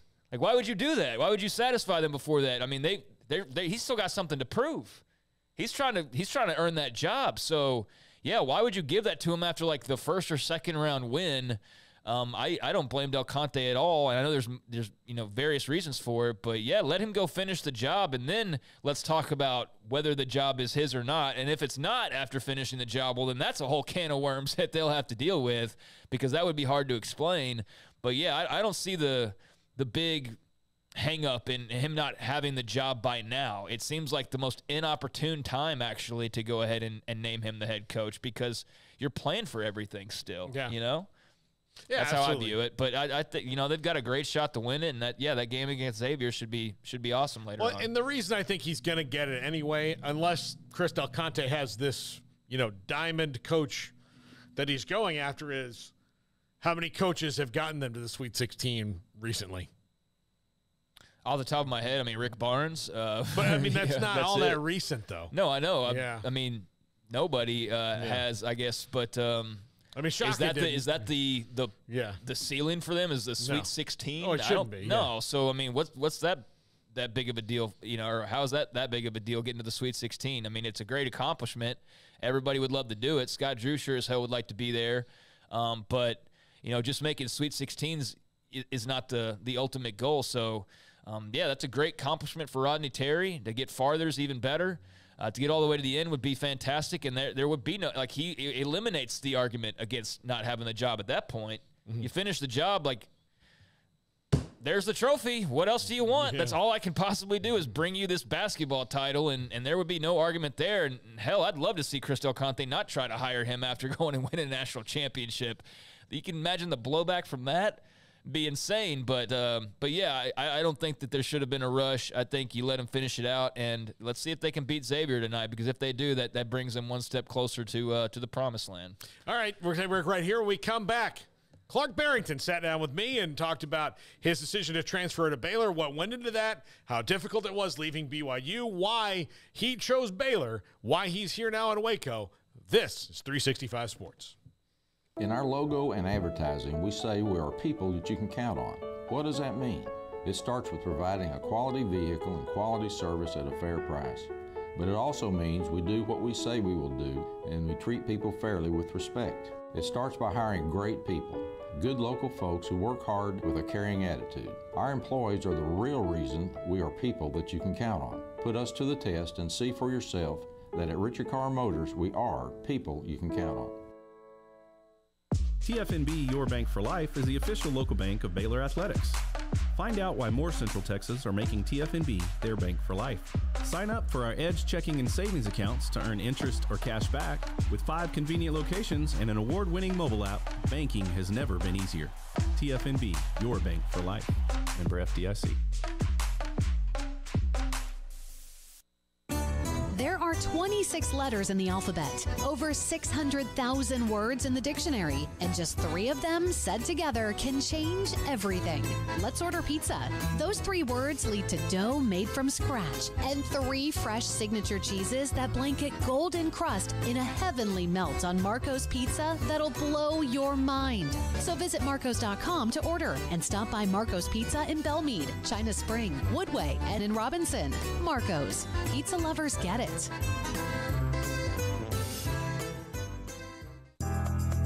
Riverbend Liquor and Wine, Lakeshore Drive, North 19th Street, right behind the bank, is a hidden gem in Waco. If you're a fan of bourbon, especially local Texas bourbons, that's where you gotta go. Balcones, TX, Devil's River, whatever it is, they've got it. Riverbend Liquor and Wine, plus the best selection of craft beers in Waco, seasonally churned out throughout the year. Whether it's spring, summer, fall, or winter, Riverbend Liquor and Wine, best selection of craft beers, a speedy drive-through window, and excellent customer service. Find out more on Instagram or just go by and see them. Lakeshore Drive at North 19th Street behind the bank.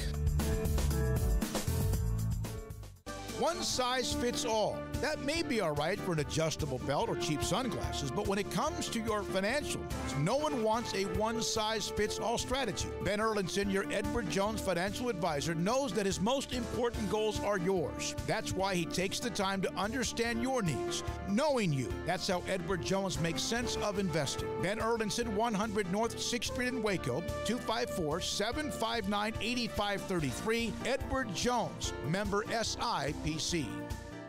In Texas, there's pea-size hail and baseball-size hail. Guess which one hit our house? We didn't even know where to begin, but we called our Texas Farm Bureau insurance agent, and he was so reassuring. He knew exactly what to do to get our house back into shape and our lives back to normal. Now, we're even more thankful for the roof over our heads. Stop by and see our agents at one of our 3 McLennan County locations. Coverage and discounts are subject to qualifications and policy terms and may vary by situation. This is 365 Sports, powered by Sikkim365.com. Enjoying the show? Hit the like button and subscribe. Sikkim365.com. Paul Catalina here with Clark Barrington of the Barrington Brothers, which, if you guys, after football, like any kind of thing in business you want to do, I'm going to tell you, Barrington Brothers just sounds trustworthy. Don't you feel like you could, like, whatever you wanted to do, if it was like a movers or like a contractor, lawyers, Barrington and Barrington, I would go to that place. I would say, you know what? I'm going to Barrington Brothers. I'm doing it. Yeah, for sure. I'll keep that on the back burner for sure. Yeah. Like a furniture store, man, like a high-end, like nice wooden furniture, I would do that. So you guys, you're both transferred here from BYU, and transferring is a very strange thing. It is now akin to free agency in professional sports, which it kind of is, but it's also, you know, in pro sports, you sign a contract, you're at the end of that contract, and you've made a decision to leave. While that's somewhat similar, in college football, there's nuances to it about where you are in your life, what you're going to do professionally, where it fits for you, you know, football-wise. So can you kind of walk me through the decision to leave BYU and Coach Sitake and come here to some familiarity with Coach Mateos and Coach Grimes, who you know, but because it's not something you just woke up in the morning and said, I'm leaving. Right. You know, you've been in school for a while. Yeah. You know, this isn't a 1 year and then you're transferring thing. This was something you came through. So walk me through what was in your mind and why Baylor, why now? Yeah. No, it's kind of a crazy, sequence of events. You know, I've actually talked about it a little bit on a podcast I was on earlier when I was at BYU. And pretty much what went down is, you know, I didn't play as well as I hoped to this last season. You know, of course, in the grand scheme of things, you know, I was hoping to go to the NFL and do those things last year. You know, with some injuries and not playing as well as I wanted to at the beginning of the season, you know, that kind of hurt the stock.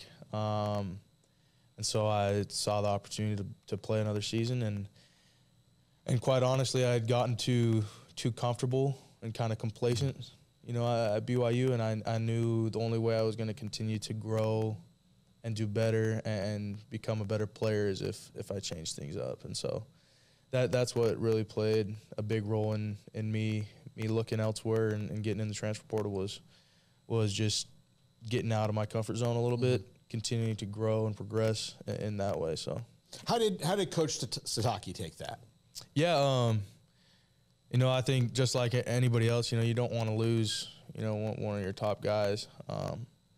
And so he took it pretty hard, you know, but we did have it was like probably an hour and a half talk, you know, and you know, some tears were shed, right? That's where I spent, you know, the last 5 years of my career, and I grown super close to him and still love him and still appreciate him, and we're still super close to this day.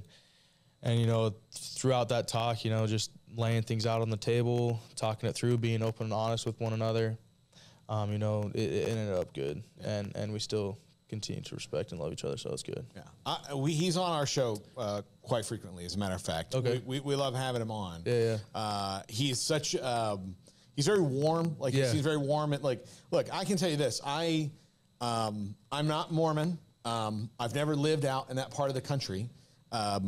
I've never even thought about it. Right. But if I was 17 years old and that guy came to my high school and pitched me going there, I'd be like, I might go. Like, because he does have that kind of, he's kind of, he and Coach Aranda feel a little similar to me. For sure. In that, like, they are, I mean, they're certainly football guys, and that's what makes them tick. But they have kind of a deeper gear. And you've probably run across it too, where there are guys who are football coaches, and that's it. Right. And they're certainly not that way. Right. No, for sure. And that's kind of what even, you know, drew me here as well. You know, just meeting Aranda and seeing, you know, kind of the similar qualities that were there in BYU and the qualities that are here at Baylor. You know, they're very similar, you know, what would you call it? Kind of character traits. Yeah. And those things. And so that's what really drew me here. So I would say also, like, vibe is a good word. And vibe, like, they have the same vibe. Yeah, like, for sure. If you had them, like, you're talking to both of them at the same time, you would really feel that the wavelength is the same. Yeah, right? 100%. Yeah. And so, I mean, you knew Coach Grimes, you knew Coach Mateos. Yeah. Because you'd been there a while. Was coming back, especially with position-wise, with Coach Mateos, was that what you kind of felt you needed to get back your edge that you said you maybe lost a little bit? Yeah, I think so. You know, of course, there was that relationship beforehand, right? You know, he coached me for 2 years, and so I knew what I would get out of him. You know what I mean? And taking this extra year, you know, it's kind of like a gamble, and I didn't want to probably gamble it with somebody maybe I didn't know fully. And I felt like I had that relationship, and I understood what I would get out of coming to Baylor. And so that's why, you know, I think that played a big decision of me coming here. So there's already enough risk built into leaving, right? Right. So you need to control whatever is on the other side of that. Control what you can control. So yeah, and so he knows you. Yep. He knows where your peak levels are. Yep. And you know how he's going to work you. Right. So you can. It's not because you could have said like, all right, I'm going to Boston College, right, but not know anybody there, right? And then you're there, you're like, man, this is harder than I thought, or this is more than I expected. For sure. What about the prospect? And I'm sure this was when you're transferring, this is only kind of slightly in it, but this is probably all 5 starters this year on the offensive line, completely new. Yeah.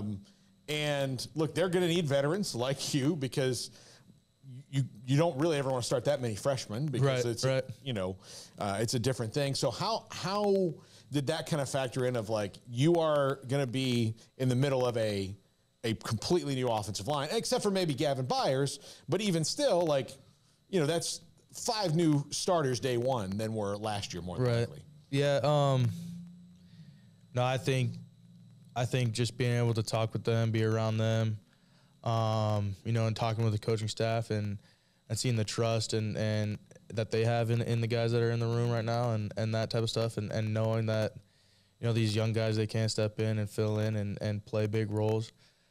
Just that trust and that respect coming from, you know, all of the other people in the facility. I think that just really solidified and put confidence in, you know, like this is the right thing. We can go do this thing. For Coach Grimes and Coach Mateos, there's a lot of coaches, and I'm sure nobody really ever wants to be in this position where you have to replace every starter in a certain spot on the field. Right. But they don't seem very flappable. Like they're kind of like they're I'm sure this is what they planned for. The transfer portal allows them to, you know, kind of navigate it a lot easier than it used to be, because for sure previously, like, you could have come, your brother couldn't have come because you're, you know, but it's all different. And so do you feel like this is going to be pretty seamless when it comes into it once spring starts here in a few weeks? I think, you know, there's going to be growing pains. You know, it's a bunch of, you know, some of the guys have played together a little bit, you know what I mean, in whatever situation they've been put in. But for the most part, it's a bunch of dudes, a bunch of different lineups, trying to figure out what works best. And so there's going to be growing pains. There's going to be, you know, things we're going to have to work around. But I think in the end, you know, we're going to be ready to roll when the time comes. So. You mentioned earlier that you had thought at this point you'd be getting ready for the NFL draft, which is going on right now, when Senior Bowls and Scouting Combine is coming up, and then all of those days. How much are you watching now in particular, those kind of things, so that you are now ready a little bit more for next year, now that you're going to have another year of playing under your belt? Or is it now more focus on, like, what you have to do, you know, for Baylor? Right. No, I think right now, most of the focus is what I have to do right now. Yeah. You know, getting bigger, faster, stronger, perfecting my craft, learning the new system, new schemes, and all that stuff. You know, that's where my main focus at. But then I also have, you know, all the buddies and stuff that are going through it right now. And so being able to reach out to them, talk with them, and see how things are going for them, but also learn a little bit, you know, as I'm asking them questions and stuff like that. It's been good to learn that as well. So, all right, what's it like to come to a place that you have played the last 2 years in very physical slobber knocker type games? Yeah. And 1 year you lost, the next year you won. Yep. What is it? Was it weird, like, walking into the room? I don't know if you've ever seen the Mighty Ducks, but like when they got the kid from the other team and he like walked in and he was like, they're Adam Banks. When they got Adam Banks and he's like, hey, I'm on your team now. Is it any of that kind of feel? I don't know. It can be a little. It was a little bit weird at the beginning, but I think it made it easier almost, because I knew some of the guys because, I went up against him. Yeah. I played him. He's good. I know who he is. You know what I mean? There's a mutual respect already. Exactly. There's guys on the team where like, okay, we went up against each other the whole game. And I know you're a solid player. I know you're a dog. And so, there's kind of that mutual respect, like you said, and connections already. So it was good. How many positions do you feel like you can play on the offensive line? I think I could play all of them. All of them? Yeah. Okay. See, but position flex is important. Yeah, exactly. Experience is important. Yep. Like that's one of the things. All of a sudden, you might be like, "Hey, you're the right tackle right now." And you're like, Yep. "All right, Yep. you got to be ready." Yep, for sure. Do you feel offensive linemen for the people who are maybe not in the game, that are outside watching the game, don't get enough credit for how smart you have to be? I don't know. I mean, to me, I think you do a little bit, because I think a lot of people think, well, he's just got he's the left guard or he's the center. Right. And the center, dear God, your life is very complicated. Yeah, you're trying to help 100%. out not just for other guys, but Yep. the pretty boy behind you and all that stuff. Like, you're trying to deal with all this. Yeah. And you have to know everything. Yeah. And then something can happen where, well, you might be the next best guard because there's a thing and there's a guy who's better at center. The next guy would be at guard. So you've got to move over and then completely adjust what you're doing. For sure. Yeah. No, there is a lot that goes into it, and it takes a lot of mental awareness and all that type of stuff. So, yeah, it can be difficult. I'm not saying there's not some big dumb galoots out there. There are. But I do think that you have to be effective, because you also have to work. There are other positions that can freelance. For sure. Yep. A wide receiver, running back, the quarterback, defensive lineman, like everybody else on the field can decide they're going to do something different. Right. Necessarily. You guys can't. You pretty much have to do exactly what you need to be told. So for sure. In unison. So it's a lot harder. Yeah, 100%. I would agree. Yeah. If all five of us aren't on the same page, then the play's going nowhere. So yeah. And I know that there's a school of thought like all 11 you have to be on the same page, but look, if you've got a guy who's a good enough athlete that just decides that if I run this way and far I can run past this guy, then it's all going to work out. Yeah, yeah. But the second you're like, I'm going to go left because it feels right, the whole thing's busted. For sure. Yeah. All right, so you guys are from Spokane, Washington. Very beautiful place. Yeah. Spokane, the Pacific Northwest. How have you adjusted to Waco, which has this beauty in its own ways? I've been here a very long time, but it's not as lush and green and as Spokane, or like it's a different vibe. Like what have you felt like? And even like Salt Lake City's completely different, and Provo's different, and all that. Like it's all. So how have you adjusted to life in Texas so far? It's been good. No, I'm one that just sweats just sitting here breathing. So it's been a little warm for my liking, especially in the winter time. So, this spring and this summer I'm definitely gonna be hurting. So we'll see how that goes. But I'm excited. It's been good. You get used to it, yeah, to a point. But it does not get as hot in Provo or in Spokane as it does here in the dog days of the summer. Right. Where you just you walk outside and you're like, well, I guess I'm an inside guy today. Yeah. That's what we're doing. Whatever activity we got to do, we're inside. So, how important was it for your brother to go on this journey with you? I think it was super cool.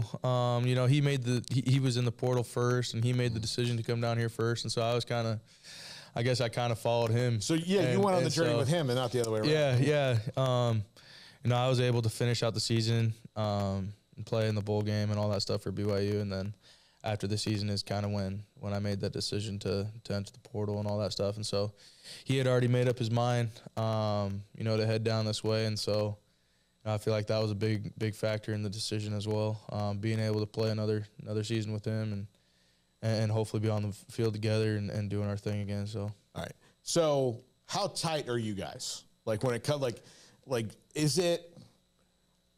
Do you kind of run almost on the same schedule, even when you're not in the same place? You're kind of, the plan is always where you're going to be again together. Yeah, I would say so. Yeah. We're only 18 months apart, and so we've been super close. Shared a room our whole life. Doing the same thing our whole life, playing basketball, baseball, football, whatever it be. you know, and when my dad was our coach all growing up, and so in Little League and stuff, we would always buy an extra jersey for Campbell, just in case we were down a dude and we didn't have, you know, people to play. So he was always there, you know, doing whatever I was doing. And so it's just been that way our whole life, just sticking out together, doing the same things, and it's been cool that we've been able to do it at high of a level. So how liberating was it to not have to share a room with him, though? Yeah, it's nice for sure. It's been nice to have your own space and do that stuff. So well, I mean, like, you guys are big dudes too. Yeah, you know that you're not like, I doubt you're remodeling the house as you guys grow, right? Right. You might just get bigger beds as you grow. You move out of the race car and into something into something a little better. But you know, I imagine your parents were, man, this house is getting small all of a sudden. Yeah, 100%. Yeah. What's been their like reaction to all the transfer and everything? You know, they're just supportive in everything we do. They actually ended up moving to Utah, and so they were actually super close to BYU to catch all the games and all that stuff. So now that we're gone, they're kind of the only ones there in Utah now. But they'll be traveling down here a lot to see games and stuff, so it'll be good. Yeah. I hate my job, but I don't mind getting up in the morning. I dread each day, but I can't wait to get out of bed. You ask me why, and what I'll say to you is true. Well, you can get breakfast tacos at Rudy's Barbecue. Scrambled eggs and brisket, they ain't fooling around. Salsa drap, son, they're the best in town. Barbecue for breakfast, yes, it's true. Put a smile on your morning at Rudy's Barbecue. Next in line. Three Nations Brewing Company has 16 different beers on draft with a new beer every Friday. It also offers 2 air-conditioned tap rooms, a large indoor beer hall, a second-floor mezzanine offering a great overview of the brewing company and equipment and patio where you can relax under the shade. Plus, you can now experience the new Three Nations Beer Garden Grill on our shaded patio. Grab a cold beer and enjoy a bite from our freshly prepared and delicious menu. Street tacos, quesadillas, freshly cooked burgers and dogs, and veggie burgers too. Nachos and so much more, all prepared and cooked on site. So come visit the award-winning Three Nations Brewing Company on East Vandergrift off I-35 in Carrollton. TFNB Your Bank for Life is the official local bank of Baylor Athletics. Find out why more Central Texas are making TFNB their bank for life. Sign up for our Edge checking and savings accounts to earn interest or cash back. With 5 convenient locations and an award-winning mobile app, banking has never been easier. TFNB, your bank for life. Member FDIC.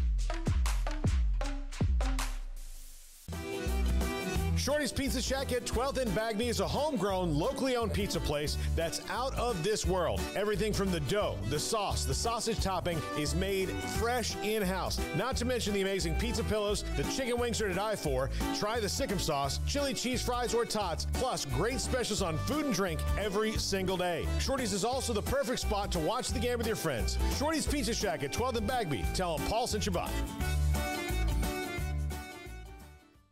Boozers is the wedding ring store and more. If you're ready to get engaged or already married and want to upgrade your wife's ring for a special anniversary, Boozers is the place to go. With the largest selection of premier quality diamond engagement rings and wedding rings in Central Texas. They have 7 cases with over 300 styles of rings from top designers like Natalie Kay. Choose from yellow, white, or rose gold, plus beautiful top quality loose diamonds. With an in-house jewelry, they can also custom make anything you want. Bring in a picture or drawing and let Boozers create your one-of-a-kind pendant or ring. They can even use some of your old gold and diamond jewelry to create something new. At Boozers, you'll find a great selection of quality timepieces, and Boozers is the place for expert watch maintenance and repairs too. They specialize in expert Rolex watch repair for fine jewelry, watches, custom work, and more. Go to Boozers on Valley Mills and Lake Air Drive in Waco. Boozers, the wedding ring store and more. This is Paul Catalina's Top 5 at 5:45. Or is it 5:55?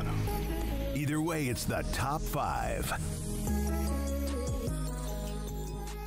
Top 5 spring quarterback team for teams on the rebound. There's, we could, like I mentioned if you were watching at the beginning of the show, but if you weren't, there are Ohio State, Georgia, Alabama all have quarterback battles this year, right, Craig? They are. That is interesting to me, but not as interesting to me to some of these teams that are trying to redefine who they are from where they were last year. Some of them have new coaches. Some of them have coaches coming back. Some of them have kind of unique situations. Number 5, Arizona State, Drew Pine versus Jacob Conover versus potentially Jaden Rashada, who is there on campus now and was a very highly ranked recruit. We all know his story from Miami to Florida, now to Arizona State, his father's alma mater. But Drew Pine didn't come in, transfer in to sit. I doubt Jacob Conover did either. And Jaden Rashada is a high-ranked recruit who I think obviously is in third place in this one. But this one for Kenny Dillingham in year 1 will be interesting to see how it plays out over the spring and probably continues into the fall. Yeah, he's had a massive makeover there this offseason, as a lot of new coaches have with their respective programs. But I think it's something like 40-plus new players, including a couple of the quarterbacks listed here. Or is it all 3 of them listed here? Yeah, all 3 of them listed here. Yeah, geez. He's overhauled a lot. And I don't know that there's like an inside edge. It seems like this is just pretty wide open, and, they'll see how it goes through spring. And I don't think there's any, major rush here. I think there's an understanding as well, kind of like with Baylor's situation of, you're not tightrope walking on eggshells, or you're not tightrope walking or walking on eggshells with like, oh gosh, we got to be careful with how we name the starter. You know what I mean? As far as like, if you don't name this guy, then back to the portal he goes. I mean, because you brought them all in. So I think everybody kind of knows the deal. But yeah, that should be a great competition. Obviously, Jaden Rashada is going to have a lot of pressure on his shoulders, just because he's kind of like the Spencer Rattlers or the Tate Martells before his time of just becoming famous before you even were a college star. You're just famous through the recruiting process. So I'm very intrigued by him, but brought in some good veterans, and that's a good room that Kenny Dillingham put together in a short amount of time. Yep. Number 4. But here's the other thing about those guys. 2 of them are already transferred, so 2-time transfer rule. That's what I mean. Yeah, like you don't have to, like, if they lose a job, in theory they could go back into. But graduate, it's not like Chapin versus Bohannon. And you're like, all right, whoever doesn't win this, they're going into the transfer portal. You know what I mean? So like that's a good thing to have as a little bit of insurance that, and plus, if you win in spring, doesn't mean you win it and you hold on to it the rest of the year. So I think he's set it up well to where, you don't have that risk of everybody suddenly having one quarterback left after spring ball because you made a certain decision. So, I think that was set up very well. Well, and that's the case for all these except for one, and only one player in this. Florida, Graham Mertz will be taking on Jack Miller III. It's just probably Graham Mertz's job to lose, and I don't know if this is I followed this up from Jaden Rashada to this because he was going to be in this mix. Regardless, because of what's gone on there, this is an interesting flashpoint for Billy Napier in year 2 at Florida. He had a quarterback that's going to go in the top 5 picks. I mean, probably in the top 4 picks in Anthony Richardson. And they did not win all that much with him. And so Graham Mertz, look, I mean, best of luck to him, but he did not rack it up at Wisconsin. Otherwise, he would still be there. And Jack Miller, didn't play at all last year, was the 3rd-string quarterback, and was thrust into duty after, Anthony Richardson opted out of the bowl game, and Jalen Kitna, found himself in trouble with the law. So this is a weird one at Florida, and I don't know how long of a grace period you get, because he definitely stepped off a curb into a mud puddle when it came to quarterback. Billy Napier did. Yeah, I think you're a Florida State fan, so it's going to be hard to really impress you anything that they do. I mean, it is year 2. It is. It's year 2, so I mean, got to give him a little bit of a break. And their fans do. Like they can do whatever he can do whatever he wants. But their fans have to maybe give him a little bit of break. Yeah, I'm not saying you have to. I'm saying you in general. 2 people have to give him a break. But yeah, this is not as enticing as some of the others. Graham Mertz, whatever. I mean, that brings you a veteran into the picture. I don't know that anybody was really blown away by that addition, though. And certainly you expected there to be a little bit more ammunition in the room than there is right now. So, yeah, I don't know that there's really a favorite here. I guess maybe Mertz because he's the older guy. But this isn't like a competition I'm all that excited about or I have a ton of interest in, quite frankly, because really the more interesting storyline is not even the two guys involved, but it's like, yeah, what happens as a result of the decision that's made and how does that affect, Napier and the vision for the program moving forward? Because, I mean, year one, I know everything's kind of, new and you're adjusting to it, but based on the fact that you had the struggles that you did with a guy who's probably going to be drafted in the top 10 to 15 picks it's kind of hard to explain. And I don't know. It's too early to call anything there, but you just feel some of that angst already with just Florida fans and Napier and whether it was the right choice and all of that. So this will be a very key battle, very important decision for him and his staff. Yeah. Graham Mertz is the house salad with ranch of quarterbacks. Like, yeah, it's fine, but, I mean, there's probably other interesting choices you could have made when you made that order. Number 3, Nebraska. Jeff Sims versus Casey Thompson. And a lot of this has to do with the fact that, look, this is a new coach. Look, Matt Rule's kind of familiar with Casey Thompson, having played against him for a time. But really, I don't even know if that much. But did they? Did they? Yeah, I don't know. I don't think they did. Yeah, I don't think they did. But Jeff Sims, Georgia Tech just never really worked out for him, but he's there in a new system, and they brought him in. And I didn't include Chubba Purdy in this because if Chubba Purdy, to me, was in this, they wouldn't have gone and gotten Jeff Sims. I don't know. I mean, Kenny Dillingham went and got multiple guys. Yeah, that's true. I mean, he just he stocked up an entire room, so I don't know that they'd be avoiding that so much as maybe they just, I guess, liked what they had. But all right, yeah, I mean, Casey Thompson played in 2019, so maybe he ran into Matt Rule that year. Now that I'm looking back on his stats, I didn't realize he was at Texas for as long as he was, but he didn't play against Baylor. So, yeah, I mean, that would have been his only opportunity to face each other. But Casey Thompson was – I mean, everything was kind of a wreck last year, but he had his bright spots. Jeff Sims, I know that's like not somebody that just bowls everybody over. That's not like some huge get out of the portal necessarily, but they obviously had their eyes on him and really liked what they saw because that was what seemed like a pretty quick move for them. Was a 4-star recruit at one time. So. Yeah, I'm just saying at Georgia Tech, it's not like he entered the portal and everybody's like, Jeff Sims is in the portal. It was,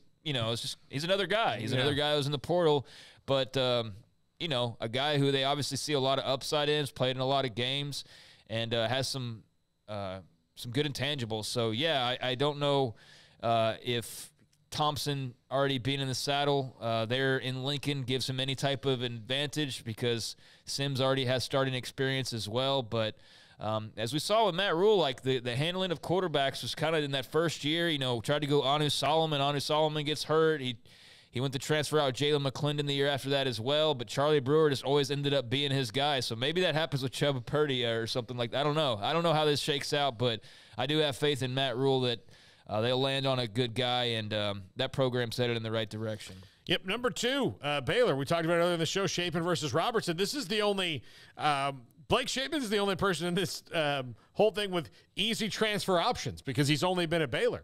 Everybody else is kind of where they're going to be until they grad transfer or, fall into one of the kind of narrow categories on the list for second-time, multi-time transfers there. And this one is interesting because the way that Blake Shapen closed the year against Oklahoma State before he got hurt in 2021 led you to believe that this kid was ready to go.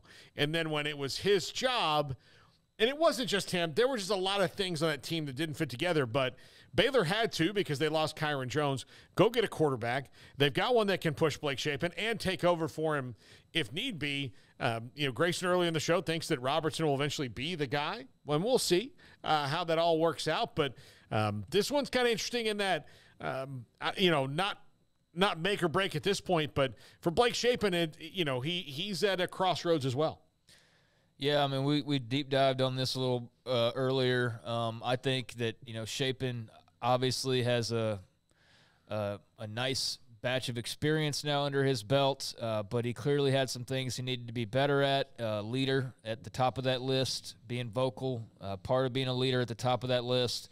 But Robertson was brought in as more than just a camp body or more than just a depth piece, even though he understands that he might be a depth piece heading into the year. He might not be the starting quarterback, so it's good that that's out there and in the open and it's all clear, and you know that you're not risking anything by not pivoting towards him. But if he earns the job outright, you'll know he has earned it. But yeah, I think this is a very evenly matched competition with Shapen having the slight advantage because of experience. But he's got to prove it. He did not prove that he was the man last year, despite the abundance of opportunities, and it just fit in perfectly with the rest of the team because it all just sort of felt out of sync, as you mentioned. But he seems fired up, seems like he's evolved as a person, as a much better communicator already. That was noticeable in hearing him talk yesterday. Just the way that he was talking, it's a different type of confidence and a different type of just a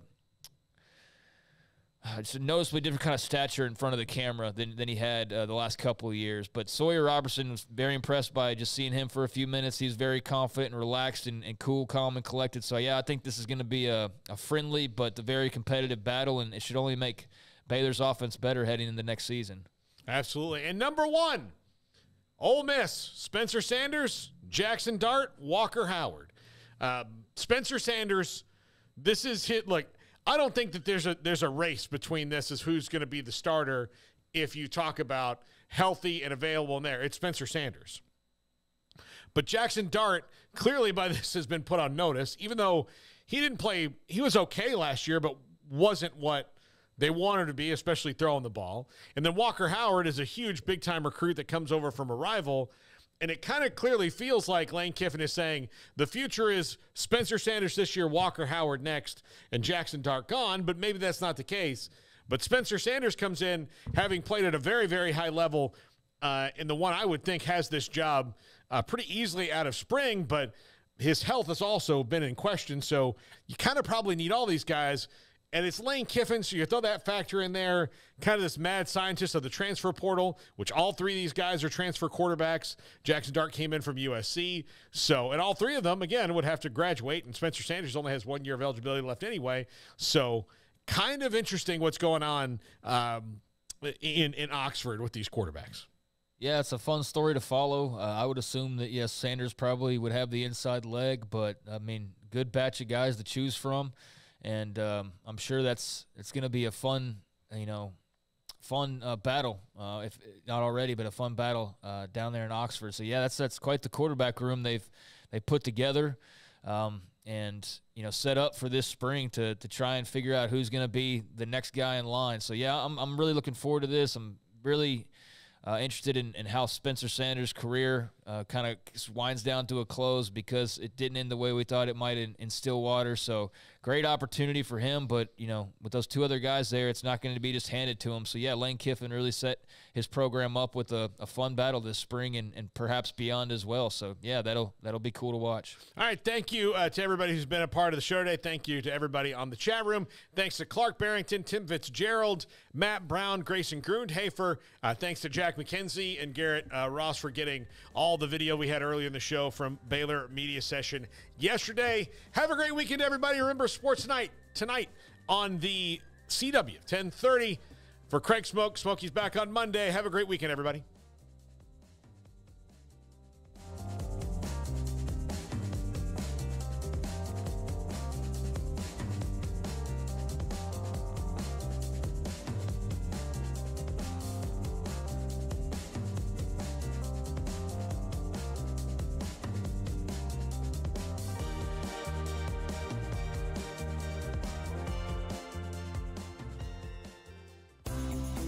Ideal MRI is a small family business right here in Central Texas.